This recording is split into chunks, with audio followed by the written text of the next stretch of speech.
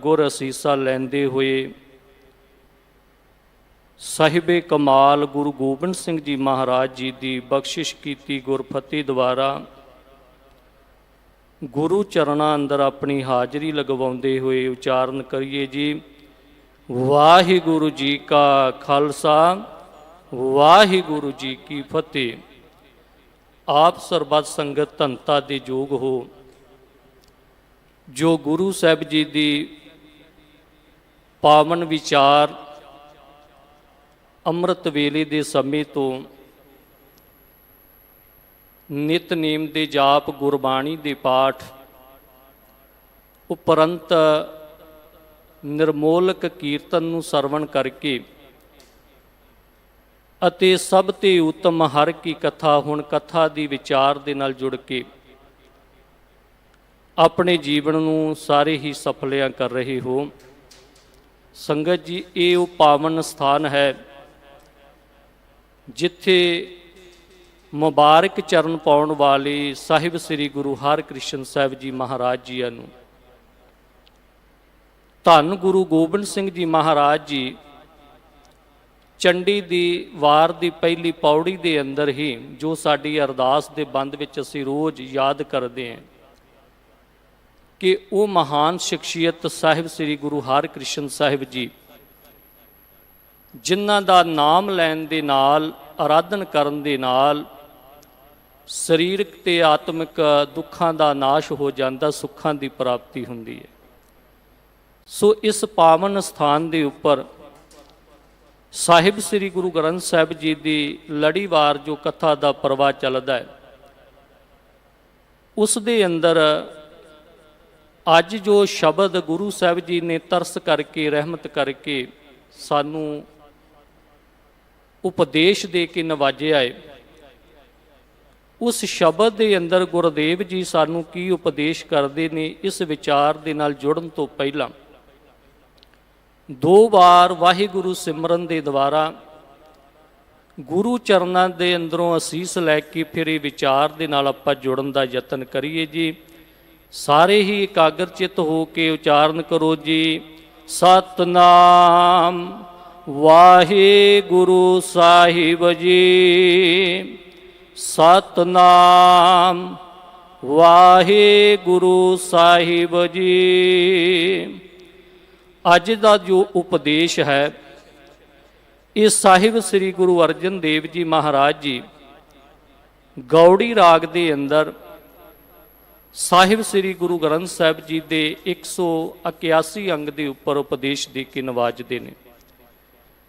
ਸੰਗਤ ਜੀ, ਇਸ ਸ਼ਬਦ ਦੇ ਅੰਦਰ ਇੱਕ ਰਹਾਉ ਵਾਲਾ ਬੰਦ ਤੇ 4 ਪਦ, 4 ਪਦਿਆਂ ਦੇ ਅੰਦਰ ਅਤੇ ਰਹਾਉ ਵਾਲੇ ਬੰਦ ਦੇ ਅੰਦਰ ਇਸ ਸੰਸਾਰ ਨੂੰ ਸਾਜਣ ਵਾਲੇ ਸੰਸਾਰ ਦੇ ਮਾਲਕ ਅਕਾਲ ਪੁਰਖ ਵਾਹਿਗੁਰੂ ਜੀ ਦੇ ਜਿਨ੍ਹਾਂ ਨੇ ਇਸ ਸੰਸਾਰ ਨੂੰ ਪੈਦਾ ਕੀਤਾ ਹੈ ਉਹਨਾਂ ਦੇ ਨਾਲ ਮਿੱਤਰਤਾ ਪਾਉਣ ਦੀ ਗੱਲ ਅਤੇ ਉਸ ਨੂੰ ਮਿੱਤਰ ਬਣਾਉਣ ਦੀ ਗੱਲ ਕੀਤੀ ਹੈ ਜੋ ਸਮਰੱਥਾਵਾਨ ਹੈ, ਜੋ ਇਸ ਸੰਸਾਰ ਨੂੰ ਪੈਦਾ ਕਰਕੇ ਚਲਾ ਰਿਹਾ ਹੈ ਤੇ ਇਹਦਾ ਸ਼ਿੰਗਾਰ ਕਰਨ ਵਾਲਾ ਹੈ।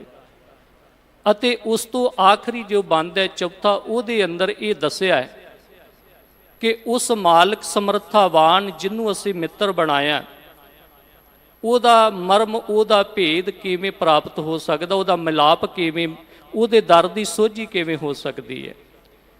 ਸੋ ਇਸ ਸ਼ਬਦ ਦੀ ਵਿਚਾਰ ਜਦੋਂ ਆਪਾਂ ਕਰਦੇ ਨਾ ਜੀ, ਆਰੰਭਤਾ ਦੇ ਅੰਦਰ ਧੰਨ ਗੁਰੂ ਅਰਜਨ ਦੇਵ ਜੀ ਮਹਾਰਾਜ ਜੀ ਫਰਮਾਨ ਕਰਦੇ ਨੇ, ਗੌੜੀ ਗਵਾਰੇਰੀ ਮਹੱਲਾ ਪੰਜਵਾਂ।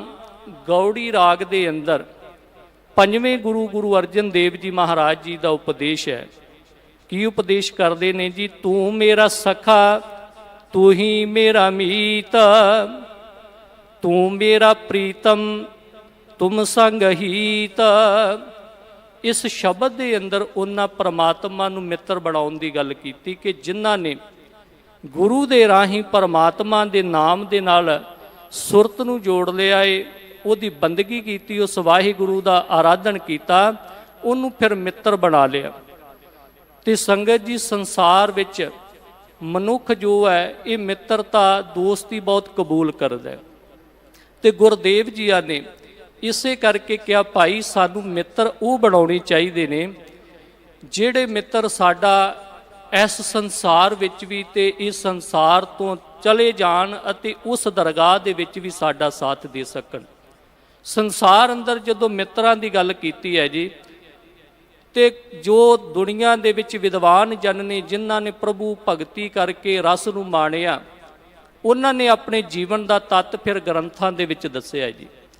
ਤੇ ਸੰਸਾਰ ਦੀ ਮਿੱਤਰਤਾ ਤੇ ਕਰਤਾਰ ਦੀ ਮਿੱਤਰਤਾ, ਦੋ ਤਰ੍ਹਾਂ ਦੀ ਮਿੱਤਰਤਾ ਉਹਨਾਂ ਨੇ ਮੰਨੀ ਹੈ। ਭਾਵ ਕਿ ਇੱਕ ਸੰਸਾਰ ਦੀ ਮਿੱਤਰਤਾ ਹੈ, ਇੱਕ ਕਰਤਾਰ ਭਾਵ ਕਿ ਉਹ ਅਕਾਲ ਪੁਰਖ ਵਾਹਿਗੁਰੂ ਜੀ ਦੀ। ਤੇ ਇਸ ਦੁਨੀਆ ਦੇ ਅੰਦਰ ਜਿਹੜੀ ਸੰਸਾਰ ਦੀ ਮਿੱਤਰਤਾ ਨਾ ਜੀ, ਉਹਨੂੰ ਉਹਨਾਂ ਨੇ ਤਿੰਨ ਹਿੱਸਿਆਂ ਦੇ ਵਿੱਚ ਵੰਡਿਆ ਹੈ। ਤਿੰਨ ਹਿੱਸਿਆਂ ਦੇ ਵਿੱਚ ਵੰਡਿਆ ਹੈ। ਉਹ ਕਿਹੜੇ ਕਿਹੜੇ ਨੇ ਜੀ? ਕਹਿੰਦੇ ਇੱਕ ਧਨ ਦੀ ਮਿੱਤਰਤਾ, ਇੱਕ ਸੰਬੰਧੀਆਂ ਦੀ ਮਿੱਤਰਤਾ ਜਿਹਦੇ ਵਿੱਚ ਮਾਤਾ ਪਿਤਾ ਭੈਣ ਭਰਾ ਸੱਜਣ ਦੋਸਤ ਇਹ ਸਾਰਾ ਸਮਾਜ ਜਿਹੜਾ ਉਹ ਆ ਜਾਂਦਾ ਹੈ। ਤੇ ਤੀਜੀ ਮਿੱਤਰਤਾ ਇੱਕ ਕਰਮ ਦੀ ਮਿੱਤਰਤਾ, ਕਰਮ ਦਾ ਭਾਵ ਜਿਹੋ ਜਿਹੇ ਅਸੀਂ ਕੰਮ ਕਰਦੇ ਹਾਂ। ਤੇ ਇਸ ਤਰ੍ਹਾਂ ਜਦੋਂ ਧਨ ਦੀ ਮਿੱਤਰਤਾ ਦੀ ਗੱਲ ਆਉਂਦੀ ਹੈ ਨਾ ਜੀ, ਤੇ ਧਨ ਦੀ ਮਿੱਤਰਤਾ ਦੇ ਅੰਦਰ ਜਦੋਂ ਗੁਰੂ ਗ੍ਰੰਥ ਸਾਹਿਬ ਜੀ ਦੇ ਅੰਦਰੋਂ ਅਸੀਂ ਬਚਨ ਪੜ੍ਹਦੇ ਤੇ ਗੁਰੂ ਸਾਹਿਬ ਜੀ ਉਪਦੇਸ਼ ਦੇ ਕੇ ਨਵਾਜਦੇ ਨੇ। ਕਹਿੰਦੇ ਭਾਈ ਜੋ ਪਰਮਾਤਮਾ ਨੂੰ ਭੁਲਾ ਕੇ ਦਾਤ ਪਿਆਰੀ ਵਿਸਰਿਆ ਦਾਤਾਰਾ ਵਾਲਾ ਜੀਵਨ ਬਤੀਤ ਕਰਦਾ ਹੈ, ਤੇ ਯਾਦ ਰੱਖਣਾ ਪਰਮਾਤਮਾ ਤੋਂ ਬਿਨਾਂ ਧਨ ਦੀ ਮਿੱਤਰਤਾ ਸਾਥ ਦੇਣ ਵਾਲੀ ਨਹੀਂ ਹੈ। ਕਿਉਂਕਿ ਧਨ ਦੀ ਮਿੱਤਰਤਾ ਜੋ ਹੈ ਨਾ ਜੀ, ਉਹ ਕੇਵਲ ਸਾਡੇ ਚੱਲਦੇ ਸਵਾਸਾਂ ਤੱਕ ਦੀ ਮਿੱਤਰਤਾ ਹੈ। ਇਸ ਧਨ ਦੇ ਨਾਲ ਉਹ ਦੁਨੀਆ ਦੇ ਸੁੱਖ ਖਰੀਦ ਸਕਦਾ ਹੈ, ਇਸ ਧਨ ਦੇ ਨਾਲ ਉਹ ਸੰਸਾਰ ਦੀਆਂ ਸਹੂਲਤਾਂ ਖਰੀਦ ਸਕਦਾ ਹੈ, ਇਸ ਧਨ ਦੇ ਨਾਲ ਉਹ ਸੰਸਾਰ ਦੇ ਵਿੱਚ ਆਪਣੀ ਸਿਕਿਉਰਿਟੀ ਗਾਰਡ ਖਰੀਦ ਸਕਦਾ ਹੈ ਹਿਫਾਜ਼ਤ ਵਾਸਤੇ। ਚੰਗਾ ਖਾਣਾ ਚੰਗਾ ਪਹਿਨਣਾ ਉਹਦਾ ਹੋ ਸਕਦਾ ਹੈ, ਪਰ ਉਹਨਾਂ ਚਿਰ ਜਿੰਨਾ ਚਿਰ ਉਹ ਧਨ ਸਰੀਰ ਜਦੋਂ ਤੰਦਰੁਸਤ ਉਹਨਾਂ ਚਿਰ ਉਹ ਮਿੱਤਰ ਹੈ। ਤੇ ਗੁਰਦੇਵ ਜੀਆਂ ਨੇ ਇਹ ਧਨ ਦੀ ਮਿੱਤਰਤਾ ਦੇ ਬਾਰੇ ਤਿੰਨ ਉਦਾਹਰਨਾਂ ਦੇ ਕੇ ਦੱਸਿਆ। ਕਹਿਣ ਲੱਗੇ ਭਾਈ ਸੰਸਾਰ ਦੇ ਅੰਦਰ ਧਨ ਦੀ ਮਿੱਤਰਤਾ ਕਿਵੇਂ ਦੀ ਹੈ? ਕਹਿੰਦੇ ਕਿ ਜਿਵੇਂ ਕੱਖਾਂ ਤੋਂ ਛੋਟੇ ਛੋਟੇ ਲੱਕੜੀ ਦੇ ਟੁਕੜਿਆਂ ਨੂੰ ਅੱਗ ਲਗਾ ਦਈਏ, ਘਾਹ ਫੂਸ ਨੂੰ ਅੱਗ ਲਗਾ ਦਈਏ, ਤੇ ਉਹ ਅੱਗ ਜਿਹੜੀ ਆ ਬਹੁਤਾ ਚਿਰ ਨਹੀਂ ਚੱਲਦੀ। ਕਿਉਂਕਿ ਆਪ ਜੀ ਜਾਣਦੇ ਹੋ ਜਦੋਂ ਘਾਹ ਫੂਸ ਨੂੰ ਅੱਗ ਲਗਾਉਣੀ ਹੈ ਤੇ ਉਹ ਬਹੁਤ ਜਲਦੀ ਨਾਲ ਅੱਗ ਪਕੜਦੀ ਹੈ, ਛੋਟੇ ਟਾਹਣੀਆਂ ਦੇ ਨਾਲ ਤਿਣਕਿਆਂ ਦੇ ਨਾਲ। ਲੇਕਿਨ ਵੱਡੀਆਂ ਲੱਕੜਾਂ ਨੂੰ ਜਦੋਂ ਅੱਗ ਲਗਾਉਣੀ ਹੋਵੇ ਤੇ ਬੜੀ ਮੁਸ਼ਕਲ ਆਉਂਦੀ ਹੈ। ਤੇ ਗੁਰਦੇਵ ਜੀ ਦੱਸਦੇ ਜਿਵੇਂ ਉਹਨਾਂ ਤ੍ਰਿਣ ਦੀ ਅੱਗ, ਘਾਹ ਫੂਸ ਦੀ ਅੱਗ ਉਹਨੂੰ ਲੱਗਦੀ ਬੜੀ ਜਲਦੀ ਹੈ, ਉਹਦਾ ਝਲਕਾਰਾ ਵੀ ਬੜੀ ਜਲਦੀ ਮਿਲਦਾ ਹੈ, ਲੇਕਿਨ ਉਹ ਖਤਮ ਵੀ ਉਹਦੀ ਹੋਂਦ ਜਿਹੜੀ ਬੜੀ ਜਲਦੀ ਹੁੰਦੀ ਹੈ। ਦੂਜੀ ਉਦਾਹਰਨ ਦਿੱਤੀ ਹੈ ਜੀ ਗੁਰਦੇਵ ਜੀਆਂ ਨੇ। ਕਹਿੰਦੇ ਨੇ ਕਿ ਮੇਘ ਦੀ ਛਾਇਆ, ਮੇਘ ਦਾ ਭਾਵ ਹੈ ਬੱਦਲ, ਕਿ ਬੱਦਲਾਂ ਦੀ ਛਾਂ ਜਿਹੜੀ ਉਹ ਸਦੀਵੀ ਥੋੜੀ ਰਹਿੰਦੀ ਹੈ ਜੀ। ਬੱਦਲ 2 ਘੰਟੇ ਲਈ 4 ਘੰਟੇ ਲਈ 2-4 ਦਿਨ ਲਈ ਜਿੰਨਾ ਦਿਨ ਵੀ ਆਇਆ ਹੈ ਉਸ ਤੋਂ ਬਾਅਦ 'ਚ ਉਹਨੇ ਉੱਡ ਜਾਣਾ ਹੈ। ਇਸੇ ਤਰ੍ਹਾਂ ਹੀ ਇਹ ਬੱਦਲਾਂ ਦੀ ਛਾਂ ਦੇ ਵਾਂਗ ਅੱਜ ਧਨ ਮੇਰੇ ਕੋਲ ਹੈ, ਕੱਲ ਨੂੰ ਦੂਸਰੇ ਕੋਲ ਹੈ, ਪਰਸੋਂ ਨੂੰ ਤੀਜੇ ਦੇ ਕੋਲ ਹੈ। ਤੇ ਤੀਜੀ ਜਿਹੜੀ ਉਹਨਾਂ ਉਦਾਹਰਨ ਦਿੱਤੀ ਹੈ ਜੀ ਹੜ੍ਹ ਦੇ ਜਲ ਦੀ। ਆ ਜਿਹੜਾ ਫਲੱਡ ਦਾ ਹੜ੍ਹਾਂ ਦਾ ਪਾਣੀ ਆਉਂਦਾ ਨਾ, ਤੇ ਆਪਾਂ ਦੇਖਦੇ ਹਾਂ ਜੀ ਹੜ੍ਹਾਂ ਦਾ ਪਾਣੀ ਸਾਡੇ ਜੀਵਨ ਦਾ, ਸਾਡੀ ਜ਼ਿੰਦਗੀ ਦਾ ਸਵਾਰਦਾ ਕੁਝ ਨਹੀਂ ਹੈ, ਲੇਕਿਨ ਵਿਗਾੜ ਕੇ ਬਹੁਤ ਕੁਝ ਚਲਿਆ ਜਾਂਦਾ। ਆਪ ਜੀ ਦੇਖਦੇ ਹੀ ਹੋ ਕਿਵੇਂ ਫਸਲਾਂ ਤਬਾਹ ਹੋ ਗਈਆਂ, ਘਰ ਘਾਟ ਜਿਹੜੇ ਨੇ ਉਹ ਤਬਾਹ ਹੋ ਗਏ। ਇਹ ਤੋਂ ਕੀਮਤੀ ਜਾਨਾਂ ਜਿਹੜੀਆਂ ਉਹ ਵੀ ਹੜ੍ਹ ਦੀ ਭੇਟ ਦੇ ਵਿੱਚ ਚਲੀਆਂ ਗਈਆਂ। ਤੇ ਗੁਰਦੇਵ ਜੀਆਂ ਨੇ ਇਸੇ ਕਰਕੇ ਸਮਝਾਇਆ ਮਾਈ ਮਾਇਆ ਛਲ ਤ੍ਰਿਹਨ ਕੀ ਅਗਨ ਮੇਘ ਕੀ ਛਾਇਆ ਗੋਬਿੰਦ ਭਜਨ ਬਿਨ ਹੜਕਾ ਜਲ। ਕਹਿੰਦੇ ਗੋਬਿੰਦ ਪਰਮਾਤਮਾ ਵਾਹਿਗੁਰੂ ਤੋਂ ਬਿਨਾਂ ਇਹ ਕੱਖਾਂ ਦੀ ਅੱਗ ਵਾਂਗ, ਇਹ ਬੱਦਲਾਂ ਦੀ ਛਾਂ ਦੇ ਵਾਂਗ, ਇਹ ਹੜ੍ਹਾਂ ਦੇ ਪਾਣੀ ਦੇ ਵਾਂਗ ਇਹ ਮਾਇਆ ਆਉਂਦੀ ਹੈ, ਤੇ ਬੜਾ ਕੁਝ ਸਾਡੇ ਕੋ ਦੇ ਕੇ ਵੀ ਜਾਂਦੀ ਤੇ ਬੜਾ ਕੁਝ ਉਹਦੇ ਤੋਂ ਜ਼ਿਆਦਾ ਤਬਾਹ ਕਰਕੇ ਵੀ ਚਲੀ ਜਾਂਦੀ ਹੈ। ਫਿਰ ਇਹਦੇ ਬਾਰੇ ਗੁਰਦੇਵ ਜੀਆਂ ਨੇ ਇੱਕ ਹੋਰ ਬਚਨ ਗੁਰੂ ਗ੍ਰੰਥ ਸਾਹਿਬ ਜੀਆਂ ਨੇ ਬਖਸ਼ਿਆ ਹੈ ਮਾਇਆ ਦੇ ਬਾਰੇ। ਕਹਿੰਦੇ ਜਿਹੜਾ ਮਨੁੱਖ ਕਹਿੰਦਾ ਹੈ ਕਿ ਇਹ ਮਾਇਆ ਮੇਰੀ ਹੈ, ਤੇ ਗੁਰੂ ਗ੍ਰੰਥ ਸਾਹਿਬ ਜੀ ਦੇ ਬਚਨ ਨੇ ਕਿ ਉਹ ਉਸ ਮਾਇਆ ਨੂੰ ਆਪਣੀ ਪਤਨੀ ਦੀ ਤਰ੍ਹਾਂ ਸਥਾਨ ਦੇ ਕੇ, ਉਹਦਾ ਸਤਿਕਾਰ ਦੇ ਦੇ ਕੇ ਉਹਨੂੰ ਨਵਾਜਦਾ ਹੈ। ਜਿਵੇਂ ਪਤਨੀ ਦਾ ਪਤੀ ਸਤਿਕਾਰ ਕਰਦਾ, ਇਸ ਤਰ੍ਹਾਂ ਮਾਇਆ ਦਾ ਸਤਿਕਾਰ ਕਰਦਾ।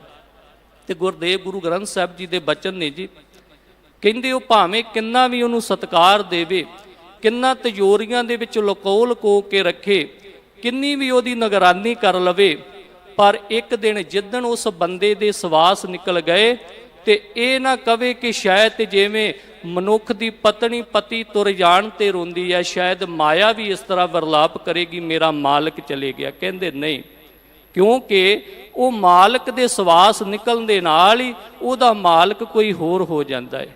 ਗੁਰੂ ਗ੍ਰੰਥ ਸਾਹਿਬ ਜੀ ਅੰਦਰ ਬਚਨ ਪੜ੍ਹਦੇ ਜੀ, ਖਸਮ ਮਰੈ ਤਉ ਨਾਰ ਨਾ ਰੋਵੈ, ਉਰਸ ਰਖਵਾਰਾ ਔਰ ਹੋਵੈ। ਭਾਵ ਕਿ ਉਹਦਾ ਰਖਵਾਰਾ, ਉਹਦਾ ਮਾਲਕ ਅੱਜ ਇੱਥੇ ਆ, ਕੱਲ ਨੂੰ ਉੱਥੇ ਚਲੇ ਜਾਂਦੀ। ਸੋ ਇਸ ਕਰਕੇ ਧਨ ਦੀ ਮਿੱਤਰਤਾ ਵੀ ਜਿਹੜੀ ਹੈ ਉਹ ਬਹੁਤੀ ਸਾਥ ਨਿਭਣ ਵਾਲੀ ਨਹੀਂ, ਕੇਵਲ ਚੱਲਦੇ ਸਵਾਸਾਂ ਤੱਕ ਹੈ। ਇਹ ਗੱਲ ਸੰਸਾਰ ਜਿੱਤਣ ਦਾ ਦਾਅਵਾ ਕਰਨ ਵਾਲੇ ਬਾਦਸ਼ਾਹ ਸਿਕੰਦਰ ਨੇ ਵੀ ਇਹ ਗੱਲ ਅੰਤ ਸਮੇਂ ਮੰਨਣੀ ਪਈ ਸੀ, ਜਦੋਂ ਕਹਿੰਦਾ ਸੀ ਮੇਰੀ ਅਰਥੀ ਨੂੰ ਜਿਹੜੇ ਲੈ ਕੇ ਜਾਣਾ ਜਨਾਜੇ ਨੂੰ, ਮੇਰੇ ਹੱਥ ਜਿਹੜੇ ਨੇ ਉਹ ਕਫਨ ਤੋਂ ਬਾਹਰ ਰੱਖਣੇ। ਪੁੱਛਿਆ ਕਿਉਂ? ਕਹਿੰਦੇ ਲੋਕ ਕਹਿੰਦੇ ਕਿ ਬੜਾ ਸਮਰਾਟ ਰਾਜਾ ਇਹ ਸਿਕੰਦਰ, ਬੜਾ ਸੰਸਾਰ ਦਾ ਜੇਤੂ ਹੈ, ਪਰ ਸੰਸਾਰ ਨੂੰ ਇਹ ਗੱਲ ਦਾ ਪਤਾ ਲੱਗ ਜਾਵੇ ਕਿ ਆਖਰਕਾਰ ਸਿਕੰਦਰ ਵੀ ਇਸ ਦੁਨੀਆ ਤੋਂ ਖਾਲੀ ਹੱਥ ਤੁਰ ਕੇ ਗਿਆ ਹੈ। ਸੋ ਕਹਿਣ ਦਾ ਭਾਵ ਧਨ ਦੀ ਮਿੱਤਰਤਾ ਕੇਵਲ ਸਵਾਸਾਂ ਤੱਕ ਦੀ ਹੈ। ਇਸ ਤੋਂ ਅੱਗੇ ਆ ਗਈ ਜੀ ਸੰਬੰਧੀਆਂ ਦੀ ਮਿੱਤਰਤਾ। ਸੰਬੰਧੀਆਂ ਦੀ ਮਿੱਤਰਤਾ ਦੇ ਵਿੱਚ ਵੀ ਗੁਰੂ ਗ੍ਰੰਥ ਸਾਹਿਬ ਜੀ ਦੇ ਅੰਦਰੋਂ ਅਸੀਂ ਜਦੋਂ ਬਚਨ ਵੇਖਦੇ ਹਾਂ ਜੀ, ਤੇ ਸਾਨੂੰ ਇੱਕ ਮੈਂ ਪਹਿਲਾਂ ਹੀ ਬੇਨਤੀ ਕਰਾਂ ਇਹ ਵਿਚਾਰ ਕਰਨ ਤੋਂ ਪਹਿਲਾਂ ਕਿ ਇਹ ਜਦੋਂ ਸ਼ਬਦ ਗੁਰੂ ਦੀ ਵਿਚਾਰ ਸੰਬੰਧੀਆਂ ਦੇ ਰਿਸ਼ਤਿਆਂ ਦੇ ਬਾਰੇ ਦੁਨਿਆਵੀ ਪੜ੍ਹਦੇ ਆ ਤੇ ਕਈ ਵਾਰ ਮਨ ਦੇ ਵਿੱਚ ਸ਼ੰਕਾ ਕਈਆਂ ਦੇ ਆ ਜਾਂਦਾ ਹੈ ਕਿ ਗੁਰੂ ਗ੍ਰੰਥ ਸਾਹਿਬ ਜੀ ਦੇ ਪਾਵਨ ਬਚਨ ਸ਼ਾਇਦ ਸੰਸਾਰ ਦੇ ਮਨੁੱਖਾਂ ਨਾਲੋਂ ਪ੍ਰੀਤੀ ਪਿਆਰ ਸਾਂਝ ਕਰਨ ਤੋਂ ਤੋੜਦੇ ਨੇ। ਨਹੀਂ ਗੁਰੂ ਸਵਾਰਿਓ, ਗੁਰੂ ਸਾਹਿਬ ਜੀ ਨੇ ਤੇ ਸਾਨੂੰ ਗੁਰੂ ਗ੍ਰੰਥ ਸਾਹਿਬ ਜੀ ਦੀ ਪਾਵਨ ਬਾਣੀ ਦੇ ਵਿੱਚ ਅਤੇ ਗੁਰੂ ਇਤਿਹਾਸ ਵਿੱਚ ਇਹੀ ਦੱਸਿਆ ਹੈ ਕਿ ਸੰਸਾਰ ਵਿੱਚ ਰਹਿੰਦਿਆਂ ਨਿਰੰਕਾਰ ਦੇ ਨਾਲ ਮਿਲਣਾ ਹੈ, ਸੰਸਾਰ ਤੋਂ ਨਿਰੰਕਾਰ ਦੀ ਯਾਤਰਾ ਕਰਨੀ ਹੈ। ਇੱਥੇ ਕਿਸੇ ਵੀ ਰਿਸ਼ਤੇ ਨੂੰ ਮਾੜਾ ਨਹੀਂ ਕਿਹਾ, ਪਰ ਅਸਲ ਜੋ ਸੱਚਾਈ ਹੈ ਉਹਦੇ ਬਾਰੇ ਗੁਰੂ ਸਾਹਿਬਾਨ ਨੇ ਬਿਆਨ ਕੀਤਾ ਹੈ। ਉਹਨਾਂ ਨੇ ਫਰਮਾਨ ਕੀਤਾ ਹੈ, ਕਹਿੰਦੇ ਦੇਖੋ ਭਾਈ, ਦੁਨੀਆ ਦੇ ਵਿੱਚ ਮਿੱਤਰ ਬਣਾਉਣੇ, ਅਸੀਂ ਦੋਸਤ ਬਣਾਉਣੇ ਆ, ਤੇ ਮੈਂ ਬੇਨਤੀ ਫੇਰ ਕਰਾਂ ਕਿ ਸਾਰੇ ਮਿੱਤਰ ਮਾੜੇ ਨਹੀਂ ਹੁੰਦੇ, ਸਾਰੇ ਮਿੱਤਰ ਦਗਾਬਾਜ਼ ਨਹੀਂ ਹੁੰਦੇ। ਬੜੇ ਬੜੇ ਲੋਕ ਇਸ ਦੁਨੀਆ ਦੇ ਵਿੱਚ ਨੇ ਜਿਹੜੇ ਸੰਸਾਰਕ ਮਿੱਤਰਤਾ, ਸੰਸਾਰ ਦੇ ਤਲ ਤੇ ਬਣਾਈ ਹੋਈ ਦੋਸਤੀ ਦੇ ਵਿੱਚ ਆਪਣੀ ਕੁਰਬਾਨੀ, ਆਪਣੀ ਜਾਨ, ਆਪਣੇ ਪਰਿਵਾਰ ਦੀ ਜਾਨ ਤੱਕ ਕੁਰਬਾਨ ਕਰ ਦਿੰਦੇ ਨੇ। ਹੁਣ ਇਤਿਹਾਸ ਦੇ ਵਿੱਚ ਵੀ ਜ਼ਿਕਰ ਮਿਲਦਾ ਹੈ ਜੀ, ਸਾਰੇ ਦਗਾਬਾਜ਼ ਸੰਸਾਰ ਦੇ ਮਿੱਤਰ ਦੋਸਤ ਨਹੀਂ ਹੁੰਦੇ।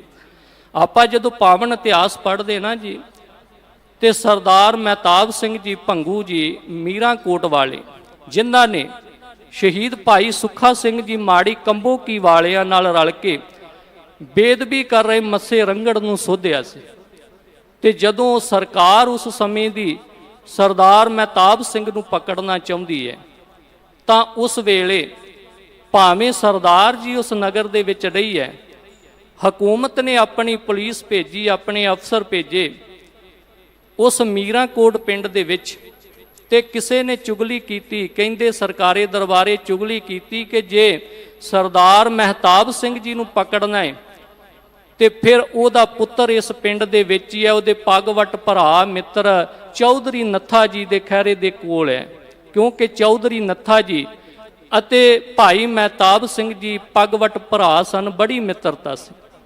ਹੁਣ ਉਹ ਇਲਾਕੇ ਦੇ ਵਿੱਚ ਚੌਧਰ ਵੀ ਹੈ ਉਹਦੇ ਕੋਲ। ਜਦੋਂ ਸੱਥ ਦੇ ਵਿੱਚ ਬੁਲਾਇਆ ਗਿਆ, ਅਫਸਰ ਆ ਕੇ, ਹਾਕਮ ਆ ਕੇ ਕਹਿਣ ਲੱਗੇ, ਕਹਿੰਦੇ ਨੱਥੇ ਚੌਧਰੀ ਨੂੰ ਕਿ ਅਸੀਂ ਸੁਣਿਆ ਸਰਕਾਰ ਦਾ ਬਾਗੀ ਜਿਨ੍ਹਾਂ ਮੱਸੇ ਰੰਗੜ ਨੂੰ ਮਾਰਿਆ ਏ, ਉਹਦਾ ਕਾਤਲ ਮਹਿਤਾਬ ਸਿੰਘ ਦਾ ਪੁੱਤਰ ਤੇਰੇ ਕੋਲ ਹੈ। ਤੇ ਕਹਿਣ ਲੱਗੇ ਕਿ ਹਾਂ ਕੋਈ ਸ਼ੱਕ ਨਹੀਂ। ਕਹਿੰਦੇ ਜਾਂ ਤੇ ਉਹਨੂੰ ਸਾਡੇ ਹਵਾਲੇ ਕਰ ਦਿੱਤਾ ਜਾਵੇ, ਨਹੀਂ ਤੇ ਤੈਨੂੰ ਤੇਰੇ ਪਰਿਵਾਰ ਨੂੰ ਖਤਮ ਕਰ ਦਿੱਤਾ ਜਾਵੇਗਾ। ਜਾਓ ਜਾ ਕੇ ਆਪਣੇ ਘਰ ਦੇ ਵਿੱਚ ਉਸ ਪੁੱਤਰ ਨੂੰ ਲੈ ਕੇ ਆਓ। ਹੁਣ ਚੌਧਰੀ ਨੇ ਜਦੋਂ ਘਰ ਆ ਕੇ ਸਲਾਹ ਕੀਤੀ, ਕਹਿਣ ਲੱਗੇ ਇੱਕ ਪਾਸੇ ਸੰਸਾਰ ਦੇ ਵਿੱਚ ਮਿੱਤਰਤਾ ਪਾਈ ਹੈ ਭਾਈ ਮਹਿਤਾਬ ਸਿੰਘ ਦੇ ਨਾਲ, ਪੱਗ ਵਟਾਈ ਹੈ, ਜੇ ਅੱਜ ਉਹਦੀ ਗੈਰ ਹਾਜ਼ਰੀ ਵਿੱਚ ਇਸ ਬੱਚੇ ਨੂੰ ਹਾਕਮਾਂ ਦੇ ਹਵਾਲੇ ਕਰ ਦੇਵਾਂ ਤੇ ਮਿੱਤਰਤਾ ਨੂੰ ਲਾਜ ਲੱਗੇਗੀ, ਉਹ ਪੱਗ ਨੂੰ ਲਾਜ ਲੱਗ ਜਾਵੇਗੀ। ਫਿਰ ਵਿਚਾਰ ਹੋਈ ਕਿ ਇਹ ਭਾਵੇਂ ਪ੍ਰਾਣਾਂ ਦੀ ਆਹੂਤੀ ਦੇ ਕੇ ਮਰ ਕੇ ਵੀ ਆਪਾਂ ਨੂੰ ਇਹਨਾਂ ਨੂੰ ਹਿਫਾਜ਼ਤ ਦੇ ਨਾਲ ਲਿਜਾਣਾ ਚਾਹੀਦਾ ਤੇ ਫਿਰ ਵੀ ਕੋਈ ਗੱਲ ਨਹੀਂ। ਜੇ ਅਸੀਂ ਲੈ ਜਾਈਏ, ਸਾਡੀ ਭਾਵੇਂ ਸ਼ਹੀਦੀ ਹੋ ਜਾਵੇ, ਮੌਤ ਹੋ ਜਾਵੇ, ਫਿਰ ਵੀ ਸਾਨੂੰ ਸੌਦਾ ਪ੍ਰਵਾਨ ਹੈ, ਕਿਉਂਕਿ ਸਾਡੀ ਮਿੱਤਰਤਾ ਨੂੰ ਦਾਗ ਨਹੀਂ ਲੱਗੇਗਾ। ਮੁੱਕਦੀ ਗੱਲ ਸੰਗਤ ਜੀ ਇਸੇ ਤਰ੍ਹਾਂ ਹੀ ਹੋਇਆ।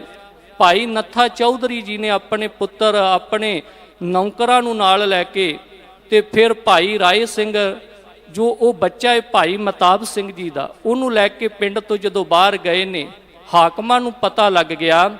ਉਸ ਵੇਲੇ ਉਹਨਾਂ ਨੇ ਹਮਲਾ ਕੀਤਾ ਤੇ ਇਹਦੇ ਅੰਦਰ ਚੌਧਰੀ ਨੱਥਾ ਜੀ ਨੇ ਆਪਣੇ ਪਰਿਵਾਰ ਨੌਕਰ ਦੀ ਜਾਨ ਦੇ ਦਿੱਤੀ, ਪਰ ਜਿਉਂਦੇ ਜੀ ਭਾਈ ਰਾਏ ਸਿੰਘ ਨੂੰ ਉਹਨਾਂ ਦੇ ਹੱਥ ਨਹੀਂ ਆਉਣ ਦਿੱਤਾ। ਇਹ ਹੁੰਦੀ ਮਿੱਤਰਤਾ, ਸੰਸਾਰ ਵਿੱਚ ਹੈ। ਲੇਕਿਨ ਇਹਦਾ ਦੂਜਾ ਪੱਖ ਜੋ ਗੁਰੂ ਗ੍ਰੰਥ ਸਾਹਿਬ ਜੀ ਦੇ ਵਿੱਚੋਂ ਗੁਰੂ ਤੇਗ ਬਹਾਦਰ ਮਹਾਰਾਜ ਜੀ ਜਾਂ ਹੋਰ ਸ਼ਬਦ ਅਸੀਂ ਉਹਨਾਂ ਦੀ ਬਾਣੀ ਦੇ ਜਾਂ ਗੁਰੂ ਸਾਹਿਬਾਨਾਂ, ਭਗਤ ਸਾਹਿਬਾਨਾਂ ਦੇ ਪੜ੍ਹਦੇ ਆ, ਤੇ ਉਹ ਕਹਿੰਦੇ ਸੱਚੀ ਮਿੱਤਰਤਾ ਵੀ ਹੈ ਲੇਕਿਨ ਬਹੁਤ ਘੱਟ, ਲੇਕਿਨ ਦਗੇਬਾਜੀ ਵਾਲੀ ਮਿੱਤਰਤਾ ਪੈਰ ਪੈਰ ਤੇ ਮਿਲ ਜਾਂਦੀ ਹੈ। ਤੇ ਜਿਹੜੀ ਦਗੇਬਾਜੀ ਵਾਲੀ ਮਿੱਤਰਤਾ ਹੈ ਉਹਦੇ ਬਾਰੇ ਗੁਰੂ ਸਾਹਿਬ ਜੀ ਸਮਝਾਉਂਦੇ ਨੇ, ਕਹਿੰਦੇ ਭਾਈ ਉਹ ਮਿੱਤਰਤਾ ਜਿਹੜੀ ਹੈ ਨਾ, ਉਹ ਗੁਰਮੁਖਾਂ ਵਾਲੀ ਨਹੀਂ, ਉਹ ਮਨਮੁਖਾਂ ਵਾਲੀ ਮਿੱਤਰਤਾ ਹੈ। ਕਿਉਂਕਿ ਉਹਨਾਂ ਦੱਸਿਆ ਹੈ ਕਿ ਮਨਮੁਖਾਂ ਦੀ ਦੋਸਤੀ ਜਿਹੜੀ ਉਹ ਕੇਵਲ ਮਾਇਆ ਦੇ ਰਿਸ਼ਤੇ ਦੀ ਹੁੰਦੀ ਹੈ। ਜਦੋਂ ਮਾਇਆ ਕੋਲ ਹੈ, ਪੈਸਾ ਕੋਲ ਹੈ, ਉਦੋਂ ਸਾਡੇ ਨਾਲ ਉਹ ਪਰਛਾਵਾਂ ਬਣ ਕੇ ਰਹਿਣਗੇ ਸੰਗਤ ਜੀ। ਉਦੋਂ ਦਿਨ ਰਾਤ ਸਾਡੇ ਔਗਣਾਂ ਨੂੰ ਵੀ ਗੁਣ ਬਣਾ ਕੇ ਦੱਸਣਗੇ। ਪਰ ਜਿੱਦਣ ਸਾਡੇ ਕੋਲੋਂ ਉਹ ਮਾਇਆ, ਉਹ ਦੁਨੀਆ ਦੇ ਸੁੱਖ ਦੂਰ ਹੋ ਜਾਵਣ, ਉਹ ਮਿੱਤਰ ਵੀ ਉਹ ਫਲ ਵਾਲੇ ਦਰਖਤ ਉੱਪਰ ਬੈਠਣ ਵਾਲੇ ਪੰਛੀ ਦੇ ਵਾਂਗ, ਫਿਰ ਜਦੋਂ ਫਲ ਨਹੀਂ ਹੁੰਦਾ ਪੰਛੀ ਉਡਾਰੀ ਮਾਰ ਜਾਂਦਾ ਏ, ਉਹ ਵੀ ਪੰਛੀ ਬਣ ਕੇ ਉੱਥੋਂ ਉੱਡ ਜਾਂਦੇ ਨੇ। ਤੇ ਗੁਰਦੇਵ ਜੀਆਂ ਨੇ ਫਿਰ ਦੱਸਿਆ ਕਿ ਉਹ ਤੁਹਾਡੇ ਜਿੱਥੇ ਕੋਲ ਪੈਸਾ ਸੀ, ਸੁੱਖ ਨੇ, ਔਗਣਾਂ ਨੂੰ ਗੁਣ ਬਣਾ ਕੇ ਦੱਸਦੇ ਨੇ, ਜਦੋਂ ਦੂਰ ਹੋ ਜਾਂਦੇ ਨੇ ਤੁਹਾਡੇ ਗੁਣਾਂ ਨੂੰ ਵੀ ਔਗਣ ਬਣਾ ਕੇ ਲੋਕਾਂ ਨੂੰ ਦੱਸਦੇ ਨੇ। ਕਹਿੰਦੇ ਕਿ ਤਾਂ ਮੈਂ ਮਿੱਤਰਤਾ ਤੋੜੀ। ਤੇ ਗੁਰਦੇਵ ਜੀ ਫਰਮਾਨ ਕਰਦੇ, ਮਨ ਮੁੱਖਾਂ ਕੇਰੀ ਦੋਸਤੀ, ਮਾਇਆ ਕਾ ਸੰਬੰਧ, ਵੇਖਦਿਆਂ ਹੀ ਭੱਜ ਜਾਣ ਕਦੇ ਨ ਪਾਇਨ ਬੰਦ, ਜਿਚਰ ਪਹਿਨਣ ਖਾਵਣੇ ਤਿਚਰ ਰੱਖਣ ਗੰਢ, ਜਿਤ ਦਿਨ ਕਿਛ ਨਾ ਹੋਵੇ ਤਿਤ ਦਿਨ ਬੋਲਣ ਗੰਧ। ਭਾਵ ਕੇ ਫਿੱਕੇ ਬਚਨ ਉਦੋਂ ਬੋਲਦੇ ਨੇ। ਤੇ ਭਗਤ ਕਬੀਰ ਜੀ ਤੇ ਸੰਸਾਰ ਦੇ ਰਿਸ਼ਤਿਆਂ ਦੀ ਗੱਲ ਕਰਦਿਆਂ ਹੋਇਆਂ ਪਾਵਨ ਸ਼ਲੋਕਾਂ ਦੇ ਅੰਦਰ ਉਪਦੇਸ਼ ਦੇ ਕੇ ਨਵਾਜਦੇ ਨੇ। ਭਗਤ ਕਬੀਰ ਜੀ ਦੱਸਦੇ, ਕਹਿੰਦੇ ਭਾਈ ਸੰਸਾਰ ਦੇ ਸੱਜਣ ਤਾਈ, ਸੰਸਾਰ ਦੇ ਮਿੱਤਰ, ਮੈਂ ਇੱਕ ਇੱਥੇ ਬੇਨਤੀ ਹੋਰ ਕਰ ਦਵਾਂ ਕਿ ਕੇਵਲ ਬਾਹਰੀ ਮਨੁੱਖਾਂ ਦੀ ਮਿੱਤਰਤਾ ਨਹੀਂ, ਮਿੱਤਰਤਾ ਦਾ ਭਾਵ ਇਹ ਹੈ ਜਿਨ੍ਹਾਂ ਦੋ ਰੂਹਾਂ ਦੀ ਬੜੀ ਅੰਦਰੂਨੀ ਸਾਂਝ ਹੋਵੇ, ਇੱਕ ਦੂਜੇ ਦੇ ਨਾਲ ਦੁੱਖ ਸੁੱਖ ਦੇ ਭਾਈਵਾਲ ਹੋਣ। ਤੇ ਗੁਰੂ ਸਵਾਰਿਓ ਕੇਵਲ ਇਹ ਮਿੱਤਰਤਾ ਦੋ ਦੋਸਤਾਂ ਦੀ, ਦੋ ਸ਼ਰੀਰਾਂ ਦੀ ਬਾਹਰੋਂ ਹੀ ਨਹੀਂ, ਪਰਿਵਾਰ ਦੇ ਵਿੱਚ ਵੀ ਮਿੱਤਰਤਾ ਚੱਲਦੀ ਹੈ। ਜੇ ਮਾਤਾ ਪਿਤਾ ਨਾਲ ਮਿੱਤਰਤਾ ਹੈ ਤਾਂ ਹੀ ਮਾਤਾ ਪਿਤਾ ਦਾ ਸਤਿਕਾਰ ਤੇ ਮਾਤਾ ਪਿਤਾ ਕੋ ਪਿਆਰ ਮਿਲਦਾ ਹੈ। ਜੇ ਭਰਾਵਾਂ ਦੇ ਵਿੱਚ ਮਿੱਤਰਤਾ ਹੈ ਤੇ ਤਾਂ ਹੀ ਉਹ ਮਿੱਤਰਤਾ ਭਰਾ ਜਿਹੜੇ ਨੇ ਇੱਕ ਦੂਜੇ ਤੋਂ ਜਾਨਾਂ ਵਾਰਦੇ ਨੇ। ਜਦੋਂ ਮਿੱਤਰਤਾ ਭਰਾਵਾਂ ਵਿੱਚੋਂ ਖਤਮ ਹੋ ਜਾਵੇ, ਉਸ ਵੇਲੇ ਉਹ ਦੋਨੋਂ ਹੀ ਭਰਾ ਇੱਕ ਦੂਜੇ ਦੇ ਖੂਨ ਦੇ ਪਿਆਸੇ ਹੋ ਜਾਂਦੇ ਨੇ। ਪਤੀ ਪਤਨੀ ਦੇ ਵਿੱਚ ਮਿੱਤਰਤਾ ਹੈ ਤੇ ਵਫਾਦਾਰੀ ਗ੍ਰਸਤੀ ਦੇ ਵਿੱਚ ਰਹਿੰਦੀ ਹੈ।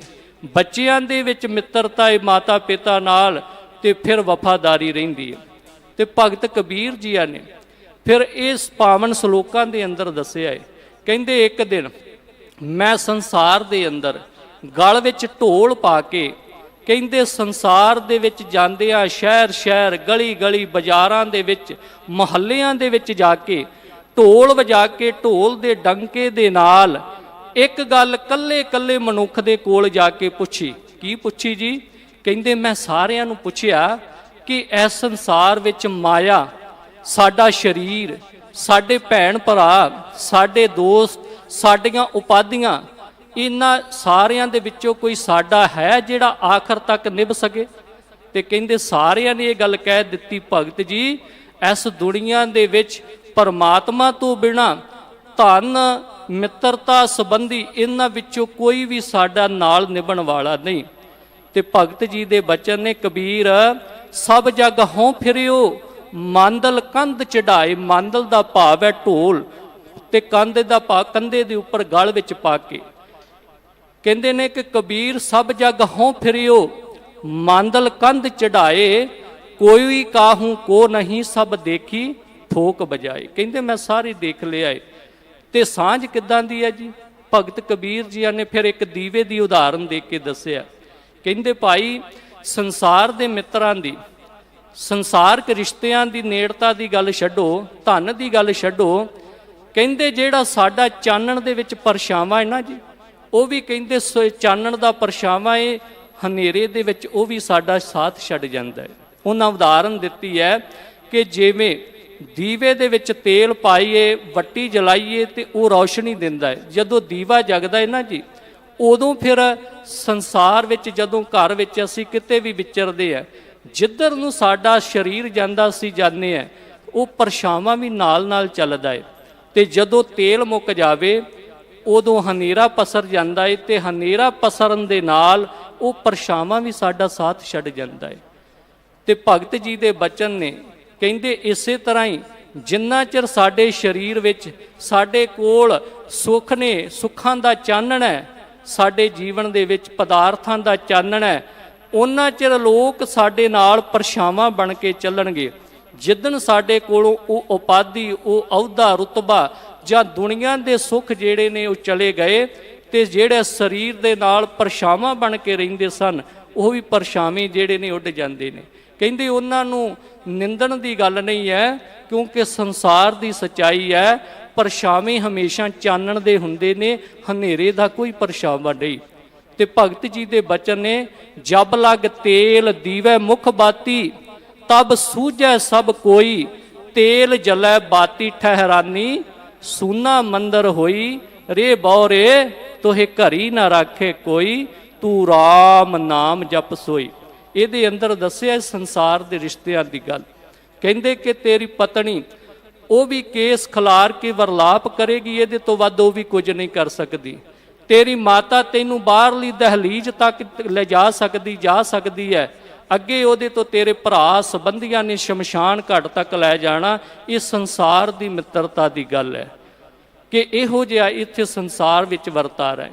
ਤੇ ਗੁਰੂ ਤੇਗ ਬਹਾਦਰ ਮਹਾਰਾਜ ਜੀ ਵੀ ਫਰਮਾਨ ਕਰਦੇ, ਕਹਿੰਦੇ ਪ੍ਰੀਤਮ ਜਾਣ ਲਿਹੋ ਮਨ ਮਾਹੀ, ਆਪਣੇ ਸੁਖ ਸਿਉ ਹੀ ਜਗ ਫਾਂਦਿਓ, ਕੋ ਕਾਹੂ ਕੋ ਨਾਹੀ, ਸੁਖ ਮੈਂ ਆਣ ਬਹੁਤ ਮਿਲ ਬੈਠਤ, ਰਹਿਤ ਚਹੂੰ ਦਿਸ ਘੇਰੈ, ਬਿਪਤ ਪਰੀ ਸਭ ਹੀ ਸੰਗ ਛਾੜਤ, ਕੋ ਨ ਆਵਤ ਨੇਰੈ, ਘਰ ਕੀ ਨਾਰ ਬਹੁਤ ਹਿਤ ਜਾਸਿਓ, ਸਦਾ ਰਹਿਤ ਸੰਗ ਲਾਗੀ, ਜਬ ਹੀ ਹੰਸ ਤਜੀਏ ਕਾਇਆ, ਪ੍ਰੇਤ ਪ੍ਰੇਤ ਕਰ ਭਾਗੀ। ਸੋ ਖੈਰ ਇਹ ਸੰਸਾਰ ਦੀ ਮਿੱਤਰਤਾ ਹੈ। ਹੁਣ ਨਿਰੰਕਾਰ ਦੀ ਮਿੱਤਰਤਾ ਦੇ ਵਿੱਚ, ਕਰਤਾਰ ਦੀ ਮਿੱਤਰਤਾ ਦੀ ਜਦੋਂ ਗੱਲ ਕਰਦੇ, ਤੇ ਗੁਰਦੇਵ ਜੀ ਸਮਝਾਉਂਦੇ ਕਿ ਸੰਸਾਰ ਦੀ ਮਿੱਤਰਤਾ ਵਿੱਚ ਕਰਮ ਜੋ ਜਿਹੋ ਜਿਹੇ ਅਸੀਂ ਕਰਦੇ ਹਾਂ, ਚੰਗਾ ਕਰਦੇ ਹਾਂ, ਕਰਮੀ ਆਪੋ ਆਪਣੀ ਕੇ ਨੇੜੇ ਕੈ ਦੂਰ। ਕਹਿੰਦੇ ਜਿਹੋ ਜਿਹੇ ਕਰਮ ਕਰਦੇ ਹਾਂ ਉਹਨਾਂ ਨੇ ਉਹੋ ਜਿਹਾ ਚੰਗਾ ਮੰਦੇ ਦਾ ਫਲ ਸਾਨੂੰ ਦੇਣਾ ਹੈ। ਸੰਬੰਧੀਆਂ ਦੇ ਨਾਲ ਜਿਹੜੀ ਮਿੱਤਰਤਾ, ਮਾਇਆ ਦੀ ਮਿੱਤਰਤਾ, ਕਰਮਾਂ ਦੀ ਮਿੱਤਰਤਾ, ਉਹ ਇਸ ਤਰ੍ਹਾਂ ਦੀ ਹੈ ਜੀ। ਪਰ ਜਦੋਂ ਕਰਤਾਰ ਦੀ ਮਿੱਤਰਤਾ ਦੀ ਗੱਲ ਆਉਂਦੀ ਹੈ ਨਾ ਜੀ, ਤੇ ਉਹ ਬਿਲਕੁਲ ਇਹਦੇ ਤੋਂ ਉਲਟ ਹੈ। ਕਹਿੰਦੇ ਜਦੋਂ ਕਰਤਾਰ ਦੇ ਨਾਲ ਮਿੱਤਰਤਾ ਪਾ ਲਈ, ਵਾਹਿਗੁਰੂ ਦੇ ਨਾਲ ਮਿੱਤਰਤਾ ਪਾ ਲਈ, ਤੇ ਉਹ ਤੇਰਾ ਇਸ ਸੰਸਾਰ ਵਿੱਚ ਵੀ ਤੇ ਉਸ ਸੰਸਾਰ ਵਿੱਚ ਵੀ ਸਾਥ ਦੇਣ ਵਾਲਾ ਹੈ। ਤੇ ਧੰਨ ਗੁਰੂ ਨਾਨਕ ਸਾਹਿਬ ਜੀ ਨੇ ਸੂਹੀ ਰਾਗ ਦੇ ਅੰਦਰ ਦੋ ਸੱਜਣਾਂ ਦੀ ਗੱਲ ਕੀਤੀ ਹੈ। ਕਹਿੰਦੇ ਇੱਕ ਸੱਜਣ ਉਹ ਨੇ ਜਿਹੜੇ ਕਹਿਣ ਦੇ ਭਾਂਡੇ ਦੇ ਵਾਂਗ ਬਾਹਰੋਂ ਬੜੇ ਲਿਸ਼ਕਵੇਂ ਦਾਅਵੇ ਕਰਦੇ, ਅਸੀਂ ਤੇਰੇ ਨਾਲ ਹੈ, ਅਸੀਂ ਤੇਰੇ ਨਾਲ ਹੈ, ਪਰ ਜਦੋਂ ਸੁੱਖਾਂ ਦੀ ਰਾਸ ਖਤਮ ਹੋ ਜਾਵੇ ਉਦੋਂ ਉਹ ਜਿਵੇਂ ਕਹਿਣ ਦੇ ਭਾਂਡੇ ਨੂੰ ਗੁਰਦੇਵ ਜੀ ਕਹਿੰਦੇ 100 ਵਾਰੀ ਧੋ ਕੇ ਘਸਾ ਲਈਏ ਹੱਥ ਦੇ ਉੱਪਰ, 100 ਵਾਰੀ ਧੋਣ ਨਾਲ ਵੀ ਉਹਦੀ ਕਾਲਖ ਖਤਮ ਨਹੀਂ ਹੁੰਦੀ। ਕਹਿੰਦੇ ਦੁਨਿਆਵੀ ਮਿੱਤਰ ਇਦਾਂ ਹੈ, ਬਾਹਰੋਂ ਕਹਿਣ ਦੇ ਭਾਂਡੇ ਵਾਂਗ ਕਹਿਣਗੇ ਤੇਰੇ ਤੋਂ ਜਾਨ ਵਾਰ ਦਾਂਗੇ, ਅਸੀਂ ਤੇਰੇ ਨਾਲ ਹੈ, ਪਰ ਅੰਦਰਲੀ ਕਾਲਖ ਜਿਹੜੀ ਹੈ ਉਹ ਫਿਰ ਦਿਖਾਈ ਦਿੰਦੀ ਜਦੋਂ ਸੁੱਖ ਉੱਡ ਜਾਣ। ਤੇ ਕਰਤਾਰ ਦੀ ਮਿੱਤਰਤਾ ਇਹਦੇ ਬਿਲਕੁਲ ਵਿਪਰੀਤ ਹੈ। ਉਹ ਇਸ ਸੰਸਾਰ ਵਿੱਚ ਵੀ, ਨਿਰੰਕਾਰ ਦੀ ਦੁਨੀਆ ਦੇ ਵਿੱਚ ਵੀ ਸਾਡਾ ਸਾਥ ਨਹੀਂ ਛੱਡਦੀ। ਤੇ ਗੁਰਦੇਵ ਜੀ ਨੇ ਇਸੇ ਕਰਕੇ ਸਮਝਾਇਆ ਕਿ ਭਾਈ ਮਿੱਤਰ ਬਣਾਉਣੇ ਇਹੋ ਜਿਹਾ ਮਿੱਤਰ ਬਣਾ, ਈਤ ਊਤ ਨਹੀਂ ਵਿਛੜੈ, ਸੋ ਸੰਗੀ ਗਣੀਐ। ਜਿਹੜਾ ਇਸ ਸੰਸਾਰ ਵਿੱਚ ਵੀ ਤੇ ਇਸ ਸੰਸਾਰ ਤੋਂ ਕੂਚ ਕਰਨ ਵੇਲੇ ਵੀ ਸਾਡਾ ਸਾਥ ਨਾ ਛੱਡੇ ਤੇ ਉਸ ਨੂੰ ਮਿੱਤਰ ਬਣਾ। ਤੇ ਉਹ ਮਿੱਤਰ ਕਿਹੜਾ ਹੈ ਜੀ? ਧੰਨ ਗੁਰੂ ਅਰਜਨ ਦੇਵ ਜੀ ਮਹਾਰਾਜ ਜੀ ਦੁਨੀਆ ਦੇ 5 ਰਿਸ਼ਤਿਆਂ ਦੀ ਗੱਲ ਕਰਦਿਆਂ ਹੋਇਆਂ ਦੱਸਿਆ, ਜਿੱਥੇ ਮਾਤਾ ਪਿਤਾ ਭੈਣ ਭਰਾ ਭਾਈ ਬੰਧਪ ਇਹ ਨਹੀਂ ਪਹੁੰਚ ਸਕਦੇ ਪਰਮਾਤਮਾ ਦਾ ਨਾਮ, ਉੱਥੇ ਵੀ ਤੇਰੀ ਰੱਖਿਆ ਕਰਨ ਵਾਲਾ ਹੈ। ਤੇ ਗੁਰਦੇਵ ਜੀਆਂ ਦੇ ਬਚਨ ਨੇ ਜੀ, ਜਹ ਮਾਤ ਪਿਤਾ ਸੁਤ ਮੀਤ ਨਾ ਭਾਈ, ਮਨ ਊਹਾ ਨਾਮ ਤੇਰਾ ਸੰਗ ਸਹਾਈ। ਇਹ ਕਰਤਾਰ ਦੀ ਮਿੱਤਰਤਾ ਹੈ। ਤੇ ਗੁਰਦੇਵ ਜੀਆਂ ਨੇ ਦੱਸਿਆ ਕਰਤਾਰ ਦੀ ਮਿੱਤਰਤਾ ਦੇ ਵਿੱਚ ਵੀ 3 ਤਰ੍ਹਾਂ ਦੀ ਮਿੱਤਰਤਾ, ਇੱਕ ਗੁਰਮੁਖ ਦੀ ਮਿੱਤਰਤਾ, ਇੱਕ ਗੁਰੂ ਦੀ ਮਿੱਤਰਤਾ ਤੇ ਇੱਕ ਕਰਤਾਰ ਪਰਮਾਤਮਾ ਦੀ ਮਿੱਤਰਤਾ ਹੈ। ਹੁਣ ਗੁਰਮੁਖ ਦੀ ਮਿੱਤਰਤਾ ਤੋਂ ਭਾਵ ਇਹ ਨਹੀਂ ਜਿਹੜੇ ਦੇਹਧਾਰੀ ਆਪਣੀ ਪੂਜਾ ਕਰਾਉਣ ਤੇ ਗੁਰਬਾਣੀ ਤੋਂ ਦੂਰ ਲੈ ਜਾਣ ਵਾਲੇ, ਨਹੀਂ। ਇੱਥੇ ਗੁਰਮੁਖ ਦੀ ਮਿੱਤਰਤਾ ਬ੍ਰਹਮ ਗਿਆਨੀ ਸੰਤ ਸਾਧੂ ਦਾਸ ਜਨ ਜੋ ਬੰਦਗੀ ਕਰਨ ਵਾਲੇ ਨੇ ਉਹਨਾਂ ਨੂੰ ਗੁਰਮੁਖ ਦੀ ਮਿੱਤਰਤਾ ਕਿਹਾ ਹੈ। ਤੇ ਦੁਨੀਆ ਦੇ ਵਿੱਚ ਬੜੀ ਬੜੀ ਗੁਰਮੁਖ ਦੀ ਮਿੱਤਰਤਾ ਨਿਭਾਉਣ ਵਾਲੇ ਨੇ।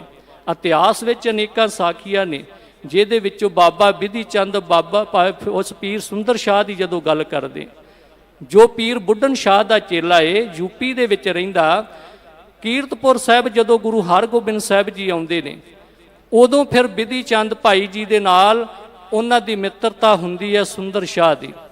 ਤੇ ਸੁੰਦਰ ਸ਼ਾਹ ਨੇ ਇੱਕ ਗੱਲ ਕਹੀ ਸੀ ਭਾਈ ਬਿਧੀ ਚੰਦ ਨੂੰ, ਕਹਿੰਦੇ ਬਾਬਾ ਬਿਧੀ ਚੰਦ ਜੀ, ਮਿੱਤਰਤਾ ਦਾ ਤਾਂ ਮਜ਼ਾ ਏ ਜੇ ਅਸੀਂ ਸੰਸਾਰ ਤੋਂ ਜਾਣ ਲੱਗਿਆਂ ਵੀ ਇੱਕੇ ਸਮੇਂ ਇੱਕੇ ਜਗ੍ਹਾ ਦੇ ਉੱਪਰ ਇਕੱਠੇ ਸਵਾਸ ਛੱਡੀਏ। ਤੇ ਉਹਨਾਂ ਕਿਹਾ ਸੀ ਗੁਰੂ ਨੇ ਚਾਹਿਆ ਤੇ ਇਦਾਂ ਹੋਵੇਗਾ। ਤੇ ਸੰਗਤ ਜੀ ਫਿਰ ਗੁਰੂ ਹਰਗੋਬਿੰਦ ਸਾਹਿਬ ਜੀ ਨੇ ਆਗਿਆ ਕਰਕੇ ਜਦੋਂ ਪ੍ਰਚਾਰ ਹਿੱਤ ਭੇਜਿਆ ਯੂਪੀ ਦੇ ਇਲਾਕੇ ਵਿੱਚ, ਸੁੰਦਰ ਸ਼ਾਹ ਦੇ ਡੇਰੇ ਤੇ ਜਾ ਕੇ ਬਾਬਾ ਬਿਧੀ ਚੰਦ ਤੇ ਸੁੰਦਰ ਸ਼ਾਹ ਨੇ ਇਕੱਠੇ ਸਵਾਸ ਛੱਡੇ ਨੇ। ਇਤਿਹਾਸ ਗਵਾਹ। ਇਹ ਗੁਰਮੁਖ ਦੀ ਮਿੱਤਰਤਾ ਹੈ ਕਿ ਗੁਰਮੁਖ ਦੇ ਨਾਲ ਜਦੋਂ ਜੁੜਾਂਗੇ ਉਹ ਆਪਣੇ ਨਾਲ ਨਹੀਂ ਜੋੜਦਾ, ਉਹ ਗੁਰੂ ਦੇ ਨਾਲ ਜੋੜਦਾ ਹੈ। ਜਦੋਂ ਗੁਰੂ ਨਾਲ ਜੁੜ ਜਾਵਾਂਗੇ ਉਦੋਂ ਫਿਰ ਪਰਮਾਤਮਾ ਨਾਲ ਗੁਰੂ ਸਾਹਿਬ ਜੀ ਜੋੜ ਦਿੰਦੇ ਨੇ, ਕਿਉਂਕਿ ਇੱਕ ਸੰਬੰਧ ਹੈ। ਗੁਰਮੁਖ ਨਾਲ ਜੁੜਾਂਗੇ ਤੇ ਗੁਰੂ ਨਾਲ ਜੁੜ ਜਾਵਾਂਗੇ, ਗੁਰੂ ਨਾਲ ਜੁੜ ਗਏ ਤੇ ਗੁਰੂ ਪਰਮਾਤਮਾ ਦੇ ਨਾਲ ਜੋੜ ਦਿੰਦਾ ਹੈ। ਇਸ ਕਰਕੇ ਪਰਮਾਤਮਾ ਦੇ ਮਿੱਤਰ ਬਣਾਉਣ ਦੀ ਗੱਲ ਅੱਜ ਧੰਨ ਗੁਰੂ ਅਰਜਨ ਦੇਵ ਜੀ ਮਹਾਰਾਜ ਜੀ ਨੇ ਅੱਜ ਦੇ ਇਸ ਪਾਵਨ ਸ਼ਬਦ ਦੇ ਅੰਦਰ ਵੀ ਦੱਸੀ ਹੈ। ਤੇ ਗੁਰਦੇਵ ਜੀ ਸਮਝਾਉਂਦੇ, ਤੂੰ ਮੇਰਾ ਸਖਾ ਹੇ ਵਾਹਿਗੁਰੂ ਜੀ, ਤੂੰ ਹੀ ਮੇਰਾ ਸਖਾ ਏ, ਭਾਵ ਮੇਰਾ ਮਿੱਤਰ ਹੈ। ਤੂੰ ਹੀ ਮੇਰਾ ਮੀਤ, ਤੂੰ ਹੀ ਮੇਰਾ ਪਿਆਰਾ ਮਿੱਤਰ ਹੈ। ਤੂੰ ਮੇਰਾ ਪ੍ਰੀਤਮ, ਤੁਮ ਸੰਗ ਹੀਤ। ਕਹਿੰਦੇ ਕਿ ਤੂੰ ਹੀ ਮੇਰਾ ਪ੍ਰੀਤਮ ਪਿਆਰਾ ਮਿੱਤਰ ਹੈ, ਤੇਰੇ ਨਾਲ ਹੀ ਮੇਰਾ ਹਿਤ ਹੈ। ਤੂੰ ਮੇਰੀ ਪਤ, ਤੂੰ ਹੈ ਮੇਰਾ ਗਹਿਣਾ। ਇਹ ਬਚਨ ਉਹਨਾਂ ਦੇ ਨੇ ਜਿਨ੍ਹਾਂ ਨੇ ਪਰਮਾਤਮਾ ਨੂੰ ਮਿੱਤਰ ਬਣਾ ਲਿਆ। ਤੇ ਗੁਰਦੇਵ ਜੀ ਸਮਝਾਉਂਦੇ, ਕਹਿੰਦੇ ਹੇ ਵਾਹਿਗੁਰੂ ਜੀ, ਹੁਣ ਮਿੱਤਰਤਾ ਇਸ ਤਰ੍ਹਾਂ ਦੀ ਪੈ ਗਈ ਹੈ ਕਿ ਤੂੰ ਹੀ ਮੇਰੀ ਇੱਜ਼ਤ ਹੈ, ਤੂੰ ਹੀ ਮੇਰਾ ਆਤਮਿਕ ਗੁਣ ਵਧਾਉਣ ਵਾਲਾ ਗਹਿਣਾ ਜੇਵਰ ਹੈ। ਤੁਝ ਬਿਨ ਨਿਮਖ ਨਾ ਜਾਈ ਰਹਿਣਾ। ਹੇ ਵਾਹਿਗੁਰੂ ਜੀਓ, ਤੇਰੇ ਤੋਂ ਬਿਨਾ ਇੱਕ ਖਿਨ ਵੀ ਮੈਂ ਜਿਹੜਾ ਇਸ ਸੰਸਾਰ ਵਿੱਚ ਜਿਉ ਨਹੀਂ ਸਕਦਾ। ਭਾਵ ਜਿਨ੍ਹਾਂ ਦੀ ਮਿੱਤਰਤਾ ਜਿੰਨਾ ਪੈ ਜਾਵੇ, ਮਿੱਤਰ ਦਾ ਵਿਛੋੜਾ ਝੱਲਣਾ ਬੜਾ ਔਖਾ ਹੁੰਦਾ ਹੈ। ਤੇ ਗੁਰਦੇਵ ਗੁਰੂ ਨਾਨਕ ਸਾਹਿਬ ਜੀ ਦੇ ਬਚਨ ਅਸੀਂ ਰਹਿਰਾਸ ਸਾਹਿਬ ਬਾਣੀ ਦੇ ਅੰਦਰ ਹੀ ਪੜ੍ਹਦੇ ਆ ਨਾ ਜੀ, ਆਖਾਂ ਜੀਵਾ ਵਿਸਰੈ ਮਰ ਜਾਓ। ਕਿ ਦੁਨੀਆ ਦੇ ਵਿੱਚ 4 ਪਹਿਰ 4 ਜੁਗਾਂ ਸਮਾਨੇ, ਜਿਹੜੇ ਦੁਨੀਆ ਦੇ ਵਿੱਚ 4 ਪਹਿਰ 12 ਘੰਟੇ ਆ ਨਾ ਜੀ, ਉਹ ਵੀ ਗੁਰਦੇਵ ਜੀ ਦੱਸਦੇ ਵਿਛੋੜਾ ਪੈਣ ਕਾਰਨ 4 ਜੁਗਾਂ ਦੇ ਜਿੰਨੇ ਹੋ ਜਾਂਦੇ। ਭਾਵ ਕਿ ਇੰਨਾ ਲੰਬਾ ਵਿਛੋੜਾ ਪ੍ਰਤੀਤ ਹੁੰਦਾ ਹੈ। ਤੇ ਗੁਰਦੇਵ ਜੀ ਅੱਗੇ ਰਹਾਉ ਵਾਲੇ ਬੰਦ ਅੰਦਰ ਸਮਝਾਉਂਦੇ ਨੇ, ਤੂੰ ਮੇਰੇ ਲਾਲਣਾ, ਤੂੰ ਮੇਰੇ ਪ੍ਰਾਣ। ਹੇ ਵਾਹਿਗੁਰੂ ਜੀ, ਤੂੰ ਹੀ ਮੇਰਾ ਲਾਡਲਾ ਹੈ, ਤੂੰ ਹੀ ਮੇਰਾ ਪ੍ਰਾਣ ਹੈ। ਭਾਵ ਸਵਾਸਾਂ ਦਾ ਉਹ ਸਹਾਰਾ ਦੇਣ ਵਾਲਾ ਮਾਲਕ ਹੈ। ਤੂੰ ਹੀ ਇਸ ਸੰਸਾਰ ਵਿੱਚ ਮੈਨੂੰ ਸਵਾਸ ਬਖਸ਼ਦਾ ਹੈ ਤੇ ਮੇਰੀ ਜ਼ਿੰਦਗੀ ਦੀ ਰੌਂ ਜਿਹੜੀ ਉਹ ਚੱਲਦੀ ਹੈ। ਇਸ ਸੰਸਾਰ ਵਿੱਚ ਮੇਰੀ ਯਾਤਰਾ ਚੱਲਦੀ ਹੈ। ਇਸ ਕਰਕੇ ਇਹ ਦਾਅਵਾ ਨਹੀਂ ਕਿ ਪੈਸੇ ਦੇ ਨਾਲ ਇਸ ਸੰਸਾਰ ਵਿੱਚ ਸਵਾਸ ਖਰੀਦੇ ਜਾਣ, ਕਿਉਂਕਿ ਕੇਵਲ ਤੇ ਕੇਵਲ ਪਰਮਾਤਮਾ ਹੀ, ਤਾਂ ਹੀ ਪ੍ਰਾਣਨਾਥ ਕਹਿੰਦੇ ਨਾ ਜੀ ਕਿ ਪ੍ਰਾਣਾਂ ਦਾ ਉਹ ਆਸਰਾ ਦੇਣ ਵਾਲੇ, ਪ੍ਰਾਣਾਂ ਦਾ ਮਾਲਕ ਉਹ ਵਾਹਿਗੁਰੂ ਹੈ। ਜਿੰਨੇ ਸਵਾਸ ਸਾਨੂੰ ਦੇਣ ਉਨੇ ਹੀ ਅਸੀਂ ਇਸ ਸੰਸਾਰ ਦੇ ਵਿੱਚ ਭੋਗਦੇ ਹੈ। ਤੇ ਗੁਰਦੇਵ ਜੀ ਸਮਝਾਉਂਦੇ, ਤੂੰ ਮੇਰੇ ਸਾਹਿਬ ਤੂੰ ਮੇਰੇ ਖਾਨ, हे ਵਾਹਿਗੁਰੂ ਜੀ ਤੂੰ ਹੀ ਮੇਰਾ ਮਾਲਕ ਹੈ, ਤੂੰ ਹੀ ਮੇਰਾ ਸਾਹਿਬ ਹੈ ਤੇ ਤੂੰ ਹੀ ਉੱਚੇ ਰੁਤਬੇ ਵਾਲਾ ਖਾਨ ਹੈ। ਰਹਾਓ, ਜੋ ਤੁਮ ਰਾਖੋ ਤੇ ਵਹੀ ਰਹਿਣਾ। ਇੱਥੋਂ ਤੱਕ ਤੇ ਪਰਮਾਤਮਾ ਦੀ ਮਿੱਤਰਤਾ ਦੀ ਗੱਲ ਕੀਤੀ। ਹੁਣ ਅੱਗੇ ਪਰਮਾਤਮਾ ਦੀ ਸਮਰੱਥਾ ਦੀ ਗੱਲ ਕੀਤੀ। ਮੈਂ ਬੇਨਤੀ ਕੀਤੀ ਸੀ ਮਿੱਤਰ ਉਹ ਬਣਾਉਣਾ ਚਾਹੀਦਾ ਜਿਹਦੇ ਨਾਲ ਮਿੱਤਰਤਾ ਪਾਉਣ ਦੇ ਨਾਲ ਫਿਰ ਜੀਵਨ ਦੇ ਸਾਰੇ ਸੰਸੇ ਖਤਮ ਹੋ ਜਾਣ, ਝੋਰੇ ਖਤਮ ਹੋ ਜਾਣ, ਮਨ ਦੇ ਅੰਦਰ ਕੋਈ ਤੌਖਲਾ ਨਾ ਰਹਿ ਜਾਵੇ, ਜੀਵਨ ਸੰਤੋਖੀ ਹੋ ਜਾਵੇ ਤੇ ਇਹ ਮਨ ਦੇ ਵਿੱਚ ਵਿਸ਼ਵਾਸ ਵੱਜ ਜਾਵੇ ਕਿ ਹੁਣ ਪਰਮਾਤਮਾ ਹੀ ਮੇਰਾ ਇਸ ਸੰਸਾਰ ਦੇ ਵਿੱਚ ਮਿੱਤਰ ਹੈ। ਤੇ ਇਹ ਮਨ ਦੇ ਵਿੱਚ ਆ ਜਾਵੇ ਕਿ ਮੈਂ ਸਾਰਾ ਕੁਝ ਵਾਹਿਗੁਰੂ ਜੀ ਛੱਡ ਕੇ ਹੁਣ ਤੁਹਾਡੀ ਸ਼ਰਨ ਦੇ ਵਿੱਚ ਪੈ ਕੇ ਤੁਹਾਡਾ ਹੀ ਆਰਾਧਨ ਕਰਦਾ ਹੈ। ਤੇ ਗੁਰਦੇਵ ਜੀ ਸਮਰੱਥਾ ਬਾਰੇ ਦੱਸਦੇ ਹਨ, ਜਿਉਂ ਤੁਮ ਰਾਖੋ ਤਿਵ ਹੀ ਰਹਿਣਾ। हे ਵਾਹਿਗੁਰੂ ਮਿੱਤਰ ਜੀਓ, हे ਮੇਰੇ ਸੱਜਣ ਅਕਾਲ ਪੁਰਖ ਵਾਹਿਗੁਰੂ ਜੀ, ਮੈਂ ਤੁਹਾਡੇ ਨਾਲ ਮਿੱਤਰਤਾ ਪਾਈ ਹੈ ਤੇ ਜਿਵੇਂ ਤੁਸੀਂ ਮੈਨੂੰ ਰੱਖੋਗੇ, ਜਿਵੇਂ ਤੁਸੀਂ ਮੈਨੂੰ ਇਸ ਸੰਸਾਰ ਵਿੱਚ ਜੀਵਨ ਬਖਸ਼ੋਗੇ, ਬਖਸ਼ਦੇ ਹੋ, ਮੈਂ ਉਸੇ ਤਰ੍ਹਾਂ ਦਾ ਹੀ ਜੀਵਨ ਬਤੀਤ ਕਰਦਾ। ਇਹ ਹੁੰਦੀ ਹੈ ਮਿੱਤਰਤਾ। ਇਹ ਨਹੀਂ ਕਿ ਜੇ ਅਸੀਂ ਕਿਸੇ ਨਾਲ ਮਿੱਤਰਤਾ ਪਾਈ, ਜੇ ਉਹਦੇ ਕੋਲੋਂ ਸੁੱਖ ਮਿਲ ਜਾਣ ਅਸੀਂ ਉਹਦੀ ਵਾਹ ਵਾਹ ਕਰੀਏ ਤੇ ਜੇ ਸਾਨੂੰ ਨਾਰਾਜ਼ ਕਿਤੇ ਮੋੜ ਦਵੇ ਅਸੀਂ ਉਹਦੀ ਨਿੰਦਿਆ ਕਰਨ ਲੱਗ ਪਈਏ। ਇਹ ਮਿੱਤਰਤਾ ਪਰਮਾਤਮਾ ਦੀ ਵਿੱਚ ਜਦੋਂ ਮਿੱਤਰਤਾ ਪੈ ਜਾਂਦੀ ਨਾ ਜੀ, ਫਿਰ ਗਿਲੇ ਸ਼ਿਕਵੇ ਖਤਮ ਹੋ ਜਾਂਦੇ ਨੇ। ਗੁਰੂ ਗੋਬਿੰਦ ਸਿੰਘ ਜੀ ਮਹਾਰਾਜ ਜੀਆਂ ਦਾ ਇਤਿਹਾਸ ਹੀ ਜਦੋਂ ਪੜ੍ਹਦੇ ਨਾ ਜੀ, ਕਿ ਚਮਕੌਰ ਸਾਹਿਬ ਦੀ ਧਰਤੀ ਤੋਂ ਮਾਛੀਵਾੜਾ ਸਾਹਿਬ ਜਦੋਂ ਪਹੁੰਚਦੇ ਨੇ ਤੇ ਗੁਰੂ ਸਵਾਰਿਓ ਉਸ ਵੇਲੇ ਤੱਕ ਨਾ ਆਨੰਦਾਂ ਦੀ ਪੂਰੀ ਕੋਲ ਹੈ, ਨਾ ਉਹ 4 ਲਖਤੇ ਜਿਗਰ ਦੇ ਟੋਟੇ ਕੋਲ ਨੇ, ਪਰਿਵਾਰ ਵੀ ਖੇਰੂ ਹੋ ਗਿਆ, ਦੁਸ਼ਮਣ ਵੀ ਵਾਹੋ ਦਾਹੀ ਪਿੱਛਾ ਕਰਦਾ ਆ ਰਿਹਾ ਹੈ। ਉਸ ਵੇਲੇ ਨਾ ਘੋੜਾ, ਨਾ ਜੋੜਾ, ਨਾ ਕਲਗੀ, ਨਾ ਤੋੜਾ, ਕੁਝ ਵੀ ਉਹਨਾਂ ਦੇ ਕੋਲ ਨਹੀਂ ਹੈ। ਤੇ ਫਿਰ ਉੱਥੇ ਅਲਾਮਾ ਨਹੀਂ ਦਿੱਤਾ ਕਿ ਮਹਾਰਾਜ ਅਕਾਲ ਪੁਰਖ ਜੀਓ, ਤੁਸੀਂ ਬਚਪਨ ਵਿੱਚ ਮੈਨੂੰ ਸੋਨੇ ਦੇ ਕੰਗਣ ਬਖਸ਼ੇ, ਜਵਾਨੀ ਦੇ ਵਿੱਚ ਗੁਰਤਾ ਗੱਦੀ ਬਖਸ਼ੀ ਤੇ ਅੱਜ ਮੇਰੇ ਕੋਲੋਂ ਸਾਰਾ ਕੁਝ ਖੋਹ ਲਿਆ। ਉਲਾਮਾ ਨਹੀਂ ਦਿੱਤਾ, ਸਗੋਂ ਉਸ ਵੇਲੇ ਵੀ ਜਿਵੇਂ ਪਾਉਂਟਾ ਸਾਹਿਬ ਦੀ ਧਰਤੀ ਦੇ ਉੱਪਰ ਉਸ ਅਕਾਲ ਪੁਰਖ ਦੀ ਧੁਨ ਵਿੱਚ ਤੂੰ ਹੀ ਉਚਾਰਨ ਕਰਦੇ ਸਨ ਨਾ, ਸ਼ੁਕਰਾਨਾ ਕਰਦੇ ਸਨ। ਤੇ ਅੱਜ ਵੀ ਸੰਗਤ ਜੀ ਮਾਛੀਵਾੜੇ ਦੇ ਜੰਗਲ ਦੇ ਵਿੱਚ ਵੀ ਬੈਠ ਕੇ ਕਹਿੰਦੇ ਨੇ, ਮਿੱਤਰ ਪਿਆਰੇ ਨੂੰ ਹਾਲ ਮੁਰੀਦਾਂ ਦਾ ਕਹਿਣਾ। ਤੇ ਫਿਰ ਆਖਰੀ ਪੰਕਤੀ ਵਿੱਚ ਕਿਹਾ ਸੀ, ਯਾਰੜੇ ਦਾ ਸਾਨੂੰ ਸੱਥਰ ਚੰਗਾ। ਉੱਥੇ ਯਾਰ ਬਣਾਇਆ ਤੇ ਜਿੱਥੇ ਯਾਰੀ ਲੱਗ ਜਾਵੇ, ਮਿੱਤਰਤਾ ਪੈ ਜਾਵੇ, ਉੱਥੇ ਉਲਾਮੇ ਨਹੀਂ ਦਿੱਤੇ ਜਾਂਦੇ, ਉੱਥੇ ਉਲਾਮੇ ਨਹੀਂ, ਉੱਥੇ ਸ਼ਿਕਵੇ ਨਹੀਂ ਦਿੱਤੇ ਜਾਂਦੇ, ਉੱਥੇ ਸਗੋਂ ਸ਼ੁਕਰਾਨਾ ਕੀਤਾ ਜਾਂਦਾ ਹੈ। ਸੰਗਤ ਜੀ ਇਹ ਇਸ ਤਰ੍ਹਾਂ ਦਾ ਜੀਵਨ ਹੋਣਾ ਚਾਹੀਦਾ ਹੈ ਕਿ ਜਦੋਂ ਗੁਰੂ ਅਰਜਨ ਦੇਵ ਜੀ ਮਹਾਰਾਜ ਜੀ ਤਤੀ ਤਵੀ ਦੇ ਉੱਪਰ ਵੀ ਬੈਠੇ ਨੇ, ਸੀਸ ਤੇ ਤਤੀ ਰੇਤਾ ਵੀ ਪੈ ਰਹੀ ਹੈ ਤੇ ਪਾਣੀ ਦੀ ਦੇਗ ਦੇ ਵਿੱਚ ਵੀ ਉਬਾਲਿਆ ਜਾ ਰਿਹਾ, ਪਰ ਉੱਥੇ ਵੀ ਕਿਹਾ ਸੀ, ਜਿਹਦੇ ਬਾਰੇ ਉਸ ਨਕਸ਼ੇ ਨੂੰ ਖਿੱਚਦਿਆਂ ਇੱਕ ਕਵੀ ਨੇ ਲਿਖਿਆ ਏ ਕਿ ਤੱਤੀ ਲੋਹ ਹੇਠਾਂ ਤੱਤੀ ਰੇਤ ਉੱਤੇ ਜੋਗੀ ਰਾਜ ਸਮਾਧੀਆਂ ਲਾਈਆਂ ਨੇ, ਚਰਬੀ ਪਿਘਲਦੀ ਛਾਲੇ ਸਰੀਰ ਹੋਇਆ, ਐ ਪਰ ਮੁਖ ਤੇ ਲਾਲੀਆਂ ਛਾਈਆਂ ਨੇ, ਮੱਥਾ ਸਾਫ਼ ਅਡੋਲ ਹੈ ਸੁਰਤ ਉੱਚੀ, ਨੇੜੇ ਨਹੀਂ ਦਲਗੀਰੀਆਂ ਛਾਈਆਂ ਨੇ। ਉਹ ਜ਼ੁਲਮ ਆਪੇ ਹੀ ਪਿਆ ਹੈਰਾਨ ਹੋਵੇ,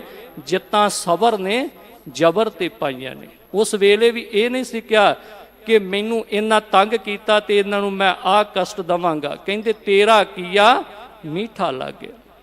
ਇਹ ਹੁੰਦੀ ਮਿੱਤਰਤਾ ਕਿ ਜੇ ਉਹ ਵੀ ਗੁਰਤਾ ਗੱਦੀ ਦੇ ਤਖਤ ਮਿਲੇ ਤਾਂ ਵੀ ਸ਼ੁਕਰਾਨਾ, ਜੇ ਲੋਹਾਂ ਤੱਤੀਆਂ ਮਿਲੀਆਂ ਤਾਂ ਵੀ ਸ਼ੁਕਰਾਨਾ।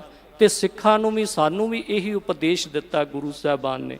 ਤੇ ਇੱਥੇ ਗੁਰਦੇਵ ਜੀ ਦੱਸਦੇ, ਜਿਉਂ ਤੁਮ ਰਾਖੋ ਤਿਵ ਹੀ ਰਹਿਣਾ। ਹੈ ਵਾਹਿਗੁਰੂ ਜੀ, ਜਿਵੇਂ ਤੁਸੀਂ ਸਾਨੂੰ ਰੱਖਦੇ ਹੋ ਤਿਵੇਂ ਹੀ ਤੁਹਾਡੇ ਹੁਕਮ ਦੇ ਵਿੱਚ ਅਸੀਂ ਜੀਵਨ ਬਤੀਤ ਕਰਦੇ ਹਾਂ। ਜੋ ਤੁਮ ਕਹੋ ਸੋਈ ਮੋਹਿ ਕਰਨਾ, ਕਹਿੰਦੇ ਮੈਂ ਉਹੀ ਕੰਮ ਦੁਨੀਆ ਵਿੱਚ ਕਰਦਾ ਜਿਹਦਾ ਤੁਸੀਂ ਹੁਕਮ ਲਾਉਂਦੇ ਹੋ, ਜਿਹਦੇ ਤੋਂ ਤੁਸੀਂ ਵਰਜਦੇ ਹੋ ਮੈਂ ਉਹ ਕਦੀ ਉਹ ਕੰਮ ਨਹੀਂ ਕਰਦਾ। ਕਿਉਂਕਿ ਉਸ ਵੇਲੇ ਜਿਵੇਂ ਰਜਾ ਅਕਾਲ ਪੁਰਖ ਦੀ ਉਹਦੇ ਅਨੁਸਾਰ ਉਹਦਾ ਪਿਆਰਾ ਕੰਮ ਕਰਦਾ ਏ। ਤੇ ਅੱਗੇ ਅਗਲੇਰੀਆਂ ਪੰਕਤੀਆਂ ਅੰਦਰ ਉਸ ਪਰਮਾਤਮਾ ਦੀ ਵਿਸ਼ਾਲਤਾ ਬਾਰੇ ਦੱਸਦੇ, ਜਹ ਪੇਖੋਂ ਤਹਾਂ ਤੁਮ ਬਸਣਾ। हे ਵਾਹਿਗੁਰੂ ਜੀ, ਕੇਵਲ ਮੇਰੇ ਸਰੀਰ ਵਿੱਚ ਹੀ ਨਹੀਂ, ਮੈਂ ਤੇ ਜਿੱਧਰ ਵੀ ਦੇਖਦਾ ਏ ਗੁਰੂ ਭਗਤ ਰਵਿਦਾਸ ਸਾਹਿਬ ਜੀਆਂ ਦੇ ਬਚਨ ਨੇ, ਜਤਰ ਜਾਓ ਤਤ ਬੀਠਲ ਪਹਿਲਾ। ਇਸ ਸ਼ਬਦ ਦੇ ਅੰਦਰ ਭਗਤ ਜੀ ਫਿਰ ਅੱਗੇ ਜਾ ਕੇ ਲਿਖਦੇ, ਈਬੈ ਬੀਠਲ ਊਬੈ ਬੀਠਲ, ਬੀਠਲ ਬਿਨ ਸੰਸਾਰ ਨਹੀਂ। ਕਹਿੰਦੇ ਇਸ ਸੰਸਾਰ ਦੇ ਅੰਦਰ, ਇਸ ਸੰਸਾਰ ਦੇ ਕਣ ਕਣ ਵਿੱਚ ਜਿੱਥੇ ਵੀ ਮੈਂ ਦੇਖਦਾ ਉਹ ਪਰਮਾਤਮਾ ਜੀ ਤੁਸੀਂ ਤੇ ਉਸ ਥਾਂ ਦੇ ਉੱਪਰ ਹੀ ਮੌਜੂਦ ਹੋ। ਜਹ ਜਹ ਪੇਖੂ ਤਹ ਹਜੂਰ, ਕਿ ਜਿੱਥੇ ਵੀ ਮੈਂ ਤੁਹਾਨੂੰ ਦੇਖਦਾ ਹਾਂ ਉੱਥੇ ਹੀ ਵਾਹਿਗੁਰੂ ਜੀ ਉਹ ਤੁਸੀਂ ਇਸ ਸੰਸਾਰ ਦੇ ਵਿੱਚ ਕਣ ਕਣ ਦੇ ਵਿੱਚ ਵਸੇ ਹੋਏ ਹੋ। ਨਿਰਭਉ ਨਾਮ ਜਪੋ ਤੇਰਾ ਰਸਣਾ। ਇਸ ਕਣ ਕਣ ਵਸੇ ਵਿੱਚ ਵਸਣ ਵਾਲੇ ਪਰਮਾਤਮਾ ਵਾਹਿਗੁਰੂ ਜੀਓ, ਤੁਸੀਂ ਇਸ ਸੰਸਾਰ ਵਿੱਚ ਇੰਨੇ ਪਸਰੇ ਹੋ, ਤੁਹਾਡੇ ਚੋਜਾਂ ਨੂੰ, ਤੁਹਾਡੇ ਗੁਣਾਂ ਨੂੰ ਦੇਖ ਦੇਖ ਕੇ ਮੈਂ ਆਪਣੀ ਰਸਨਾ ਦੇ ਨਾਲ, ਜ਼ੁਬਾਨ ਦੇ ਨਾਲ ਤੁਹਾਡਾ ਉਹ ਨਾਮ ਸਿਮਰਦਾ ਹਾਂ ਜਿਹਨੂੰ ਸਿਮਰਨ ਦੇ ਨਾਲ, ਜਿਸ ਨਿਰਭਉ ਨਾਮ ਦੇ ਨਾਲ ਦੁਨੀਆ ਦੇ ਵਿੱਚ ਸਾਰੇ ਡਰ ਜਿਹੜੇ ਨੇ ਦੂਰ ਹੋ ਜਾਂਦੇ ਨੇ।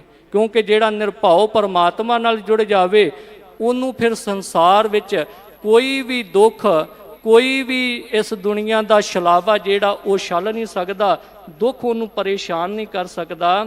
ਤੇ ਗੁਰਦੇਵ ਜੀ ਇਸੇ ਕਰਕੇ ਕਹਿੰਦੇ, ਮੈਂ ਉਸ ਪਰਮਾਤਮਾ ਵਾਹਿਗੁਰੂ ਜੀ ਤੁਹਾਡਾ ਨਾਮ ਜਪਦਾ ਹਾਂ ਜਿਸ ਨੂੰ ਜਪਿਆ ਦੁਨੀਆ ਦੇ ਡਰ ਖਤਮ ਹੋ ਜਾਂਦੇ ਹਨ। ਤੂੰ ਮੇਰੀ ਨਵਨਿਧ ਤੂੰ ਭੰਡਾਰ, ਭਾਵ ਕਿ ਦੁਨੀਆ ਦੇ 9 ਖਜ਼ਾਨੇ ਮੰਨੇ ਗਏ ਨਾ ਜੀ। ਤੇ ਵਾਹਿਗੁਰੂ ਦਾ ਪ੍ਰੇਮੀ ਕੀ ਕਹਿੰਦਾ ਏ, ਕਹਿੰਦੇ ਕਿ ਵਾਹਿਗੁਰੂ ਜੀਓ ਮੇਰੇ ਵਾਸਤੇ ਦੁਨੀਆ ਦੇ 9 ਖਜ਼ਾਨੇ ਤੁਸੀਂ ਹੀ ਹੋ, ਤੁਹਾਡਾ ਨਾਮ ਹੀ ਮੇਰੇ ਵਾਸਤੇ ਦੁਨੀਆ ਦੇ 9 ਨਿਧ ਨੇ। ਤੂੰ ਭੰਡਾਰ, ਤੁਸੀਂ ਹੀ ਮੇਰੇ ਵਾਸਤੇ ਸੰਸਾਰ ਤੇ ਨਿਰੰਕਾਰ ਦੀ ਦੁਨੀਆ ਦੇ ਭੰਡਾਰਵਾਨ ਹੋ। ਰੰਗ ਰਸਾ ਤੂੰ ਮਨ ਹੀ ਆਧਾਰ, ਤੇ ਮੈਨੂੰ ਇਹ ਦੁਨੀਆ ਦੇ ਰੰਗ ਤਮਾਸ਼ੇ ਵੀ ਜਿਹੜੇ ਨੇ ਇਹ ਵੀ ਛੋਟੇ ਲੱਗਦੇ ਨੇ, ਕਿਉਂਕਿ ਮੇਰੇ ਵਾਸਤੇ ਜੋ ਦੁਨੀਆ ਦੇ ਵਿੱਚ ਰੰਗ ਤਮਾਸ਼ੇ ਨੇ ਉਹ ਵੀ ਤੁਸੀਂ ਹੀ ਹੋ। ਤੁਸੀਂ ਹੀ ਮੇਰੇ ਵਾਸਤੇ ਦੁਨੀਆ ਦੇ ਰੰਗ ਹੋ, ਦੁਨੀਆ ਦੇ ਰਸ ਹੋ, ਮਨੇ ਆਧਾਰ। ਤੇ ਵੱਡੀ ਗੱਲ, ਮੇਰੇ ਮਨ ਨੂੰ ਜੋ ਆਸਰਾ ਹੈ ਨਾ ਉਹ ਵਾਹਿਗੁਰੂ ਜੀ ਆਪ ਜੀ ਦਾ ਹੈ। ਤੇ ਜਿਨ੍ਹਾਂ ਨੂੰ ਪਰਮਾਤਮਾ ਦੇ ਨਾਮ ਦਾ ਆਸਰਾ ਹੋ ਜਾਵੇ, ਤੇ ਧੰਨ ਗੁਰੂ ਅਮਰਦਾਸ ਮਹਾਰਾਜ ਜੀ ਆਨੰਦ ਸਾਹਿਬ ਜੀ ਦੇ ਅੰਦਰ ਹੀ ਸਮਝਾਉਂਦੇ, ਸਾਚ ਨਾਮ ਆਧਾਰ ਮੇਰਾ ਜਿਨ ਭੁੱਖਾਂ ਸਭ ਗਵਾਈਆਂ। ਕਿਉਂਕਿ ਉਹਦੇ ਵਾਸਤੇ ਦੁਨੀਆ ਦੇ ਰਸ, ਦੁਨੀਆ ਦੇ ਭੰਡਾਰੇ ਪਰਮਾਤਮਾ ਦਾ ਨਾਮ ਹੀ ਹੋ ਜਾਂਦਾ ਏ। ਤੇ ਉਹ ਇਹੀ ਕਹਿੰਦਾ ਏ ਕਿ ਤੁਹਾਡੇ ਤੋਂ ਬਿਨਾਂ ਇਹ ਦੁਨੀਆ ਦੇ ਰਸ ਜਿਹੜੇ ਨੇ ਉਹ ਫਿੱਕੇ ਲੱਗਦੇ ਹਨ।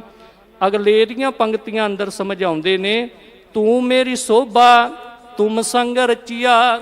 हे ਵਾਹਿਗੁਰੂ ਜੀ, ਦੁਨੀਆ ਦੇ ਲੋਕ ਆਪਣੀ ਇੱਜ਼ਤ, ਆਪਣੀ ਸ਼ਾਖ ਬਣਾਉਣ ਵਾਸਤੇ ਦੁਨੀਆ ਦੇ ਪਦਾਰਥਾਂ ਦਾ, ਦੁਨੀਆ ਦੇ ਰਿਸ਼ਤੇਦਾਰਾਂ ਦਾ, ਦੁਨੀਆ ਦੇ ਵਿੱਚ ਸਰੀਰ ਦੀ ਤਾਕਤ ਦਾ ਇਸਤੇਮਾਲ ਕਰਦੇ ਨੇ।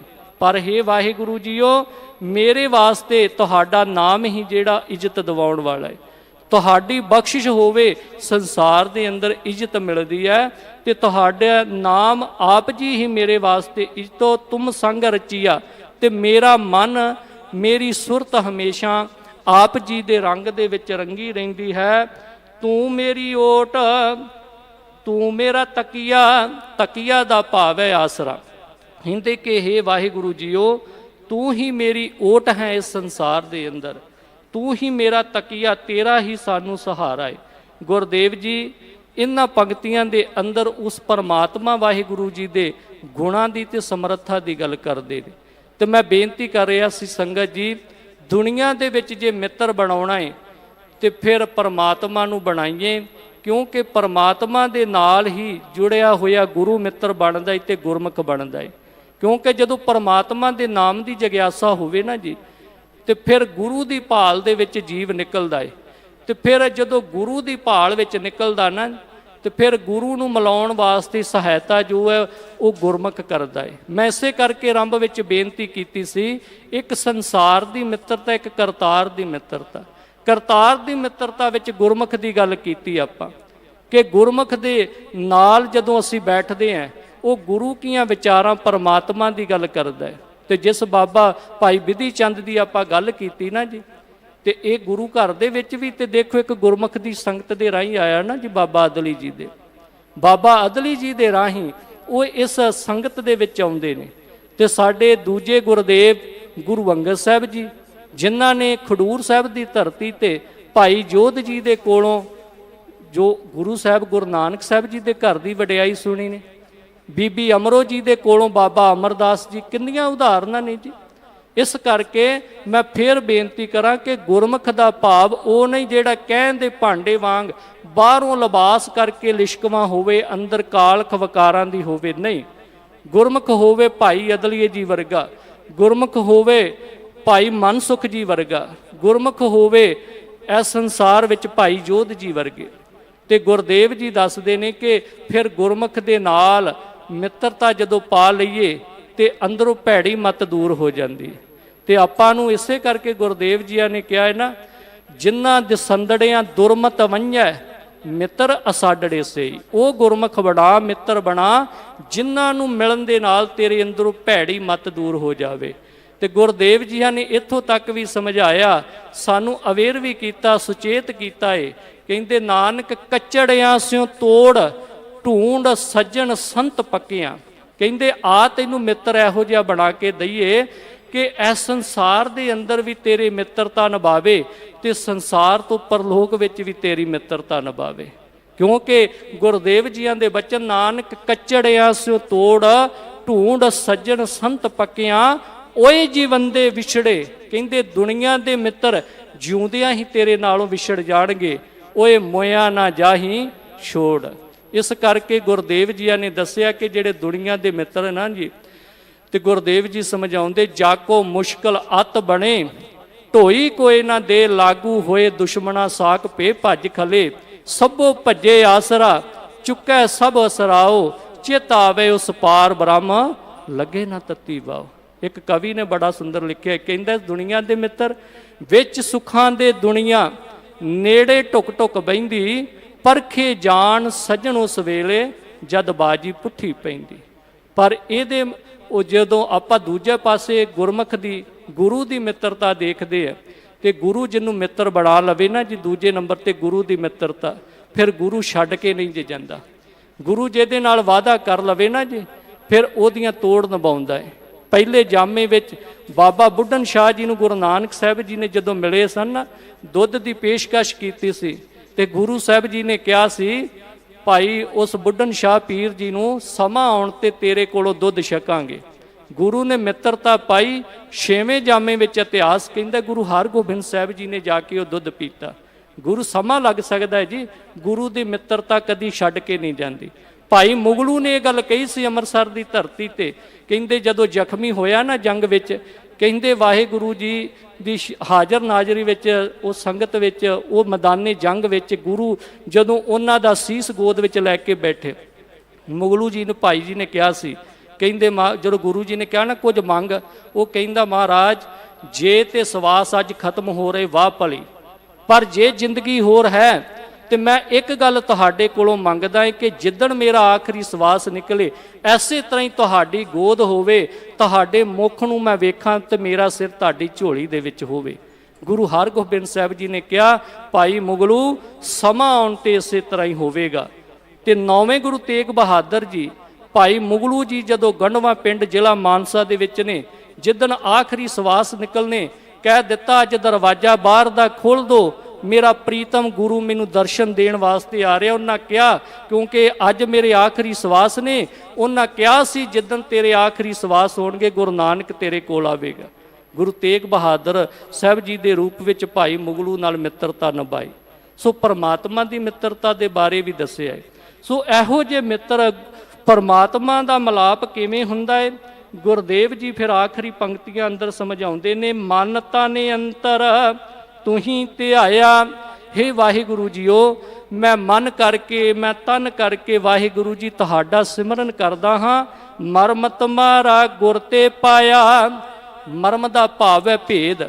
ਕਹਿੰਦੇ ਕਿ ਹੇ ਵਾਹਿਗੁਰੂ ਜੀ, ਮੈਂ ਗੁਰੂ ਜੀ ਦੀ ਸ਼ਰਨ ਵਿੱਚ ਪੈ ਕੇ ਗੁਰੂ ਜੀ ਦੇ ਕੋਲੋਂ ਤੁਹਾਡਾ ਭੇਤ, ਤੁਹਾਨੂੰ ਮਿਲਣ ਦਾ ਤਰੀਕਾ, ਕਿਵੇਂ ਤੁਹਾਡਾ ਮਿਲਾਪ ਹੋ ਸਕਦਾ ਏ, ਇਹ ਭੇਦ ਮੈਂ ਗੁਰੂ ਜੀ ਦੀ ਸ਼ਰਨ ਵਿੱਚੋਂ ਰਹਿ ਕੇ ਪਾ ਲਿਆ ਏ। ਸਤ ਗੁਰ ਤੇ ਦ੍ਰਿੜਿਆ ਇੱਕ ਇੱਕ ਨਾਨਕ ਦਾਸ ਹਰ ਹਰ ਹਰ ਟੇਕੈ। ਆਖਰੀ ਪੰਕਤੀਆਂ ਦੇ ਅੰਦਰ ਗੁਰਦੇਵ ਜੀ ਸਮਝਾਉਂਦੇ ਨੇ, ਕਹਿੰਦੇ ਜਿਸ ਗੁਰੂ ਤੋਂ ਮੈਂ ਤੁਹਾਡਾ ਭੇਦ ਪਾ ਲਿਆ ਨਾ ਜੀ, ਜਿਸ ਗੁਰੂ ਨੇ ਤੁਹਾਡੇ ਨਾਲ ਮਿਲਾਪ ਕਰਾ ਦਿੱਤਾ, ਉਸ ਗੁਰੂ ਦੀ ਸੰਗਤ ਦੇ ਵਿੱਚ ਸਤਿਗੁਰ ਤੇ ਦ੍ਰਿੜਿਆ ਇੱਕ ਇੱਕ ਹੈ। ਉਸ ਗੁਰੂ ਦੀ ਸ਼ਰਨ ਦੇ ਵਿੱਚੋਂ ਗੁਰਦੇਵ ਜੀ ਕਹਿੰਦੇ, ਮੈਂ ਇਹ ਤੱਤ ਦੀ ਗੱਲ ਕਹਿਣਾ, ਜਿਸ ਮਨੁੱਖ ਨੇ ਵੀ ਆਪਣੇ ਅੰਦਰ ਪਰਮਾਤਮਾ ਦਾ ਨਾਮ ਦ੍ਰਿੜ ਕਰ ਲਿਆ, ਅਰਾਧ ਲਿਆ, ਤੇ ਨਾਨਕ ਦਾਸ ਹਰ ਹਰ ਹਰ ਟੇਕੈ। ਕਹਿੰਦੇ ਫਿਰ ਉਸਨੂੰ ਦੁਨੀਆ ਦੇ ਮਿੱਤਰਾਂ ਦਾ ਨਹੀਂ, ਕੇਵਲ ਉਹ ਪਰਮਾਤਮਾ ਦੇ ਨਾਮ ਦਾ ਸਹਾਰਾ ਲੈਂਦਾ ਹੈ। ਸੋ ਗੁਰੂ ਸਵਾਰਿਓ, ਆਪਾਂ ਵੀ ਦੁਨਿਆਵੀ ਮਿੱਤਰਤਾ ਰਿਸ਼ਤਿਆਂ ਦੀਆਂ ਜ਼ਿੰਮੇਵਾਰੀਆਂ, ਇਹਨਾਂ ਤੋਂ ਭੱਜਣਾ ਨਹੀਂ। ਮੈਂ ਆਰੰਭ ਵਿੱਚ ਬੇਨਤੀ ਕੀਤੀ ਸੀ ਕਿ ਇਹ ਜ਼ਿੰਮੇਵਾਰੀਆਂ ਨੂੰ ਵੀ ਨਿਭਾਉਣਾ ਹੈ, ਪਰ ਭਰੋਸਾ ਜੋ ਨਾ ਉਹ ਵਾਹਿਗੁਰੂ ਦੇ ਉੱਪਰ ਰੱਖਣਾ, ਗੁਰੂ ਦੇ ਉੱਪਰ ਰੱਖਣਾ, ਗੁਰਮੁਖ ਦੇ ਰਾਹੀਂ ਉਹਦੀ ਸਤ ਸੰਗਤ ਗੁਰੂ ਦੀ ਪਰਮਾਤਮਾ ਦੀ ਕਰਨੀ ਹੈ। ਕਿਉਂਕਿ ਜਿਹੜਾ ਗੁਰੂ ਦਾ ਮਿੱਤਰ ਬਣ ਜਾਵੇ ਸੰਸਾਰ ਦੇ ਅੰਦਰ, ਗੁਰੂ ਸਾਹਿਬ ਜੀ ਫਿਰ ਉਹਨੂੰ ਕਿਸੇ ਚੀਜ਼ ਦੀ ਤੋਟ ਨਹੀਂ ਆਉਣ ਦਿੰਦੇ। ਜਦੋਂ ਭੰਗਾਣੀ ਦੇ ਯੁੱਧ ਵਿੱਚ, ਮੈਂ ਆਖਰੀ ਬੇਨਤੀ ਕਰਕੇ ਫਤਿਹ ਬੁਲਾਵਾਂ, ਭੰਗਾਣੀ ਦੇ ਯੁੱਧ ਵਿੱਚ ਪੀਰ ਬੁੱਧੂ ਸ਼ਾਹ ਨੇ ਜਦੋਂ ਆਪਣੇ ਪੁੱਤਰਾਂ ਨੂੰ, ਮਰੀਦਾਂ ਨੂੰ ਸ਼ਹੀਦ ਕਰਵਾਇਆ, ਗੁਰੂ ਸਾਹਿਬ ਜੀ ਨੇ ਕਿਹਾ ਸੀ, ਕਹਿੰਦੇ ਮੰਗ ਕੀ ਮੰਗਦਾ ਹੈ? ਉਹਨੇ ਇੱਕੋ ਗੱਲ ਕਹੀ ਸੀ, ਆ ਕੇਸ ਕੰਗੇ ਵਿਚਲੇ ਤੇ ਕੰਗਾ ਦੇ ਦਵੋ। ਤੇ ਜਦੋਂ ਆਪਣੀ ਬੇਗਮ ਨਸੀਰਾ ਨੂੰ ਆ ਕੇ ਦਿਖਾਇਆ, ਤੇ ਫਿਰ ਕਹਿੰਦੇ ਦੇਖ ਮੈਂ ਅੱਜ ਯਾਰ ਗੁਰੂ ਗੋਬਿੰਦ ਸਿੰਘ ਨੂੰ ਬਣਾਇਆ।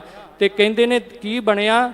ਕਹਿੰਦੇ ਕਿ ਵੇਖ ਲਓ ਅੱਜ ਗੁਰੂ ਨੇ ਮੈਨੂੰ ਉਹ ਵਡਮੁੱਲੀ ਦਾਤ ਦੇ ਦਿੱਤੀ। ਸੋ ਗੁਰੂ ਸਾਹਿਬ ਜੀ ਕਿਰਪਾ ਕਰਨ, ਰਹਿਮਤਾਂ ਕਰਨ, ਆਪਾਂ ਪਰਮਾਤਮਾ ਗੁਰੂ ਗੁਰਮੁਖ ਦੀ ਮਿੱਤਰਤਾ ਰਾਹੀਂ ਉਸ ਵਾਹਿਗੁਰੂ ਦਾ ਮਿਲਾਪ ਹਾਸਲ ਕਰੀਏ ਜੀ। ਭੁੱਲ ਚੁੱਕ ਦੀ ਖਿਮਾ ਜੀ, ਵਿਚਾਰ ਕਰਦੇ ਆ ਇੱਕ ਨਹੀਂ ਅਨੇਕਾਂ ਭੁੱਲਾਂ ਗਲਤੀਆਂ ਹੋ ਗਈਆਂ ਹੋਣਗੀਆਂ। ਗੁਰੂ ਸਾਹਿਬ ਗੁਰੂ ਕੀ ਸੰਗਤ ਬਖਸ਼ਣਹਾਰ ਹੈ, ਬਖਸ਼ ਲੈਣਾ ਜੀ। ਦਿੱਲੀ ਸਿੱਖ ਗੁਰਦੁਆਰਾ ਪ੍ਰਬੰਧਕ ਕਮੇਟੀ ਦਾ ਬਹੁਤ ਬਹੁਤ ਧੰਨਵਾਦ। ਇੱਥੋਂ ਗੁਰਦੁਆਰਾ ਸਾਹਿਬ ਜੀ ਦੇ ਵਿੱਚ ਸੇਵਾ ਨਿਭਾ ਰਹੇ ਮੁੱਖ ਗ੍ਰੰਥੀ ਗਿਆਨੀ ਰਣਜੀਤ ਸਿੰਘ ਜੀ, ਸਮੁੱਚੇ ਸਟਾਫ ਦਾ ਬਹੁਤ ਬਹੁਤ ਧੰਨਵਾਦ। ਆਪ ਸਰਬੱਤ ਸੰਗਤ ਦਾ ਧੰਨਵਾਦ। ਕੋਟਨ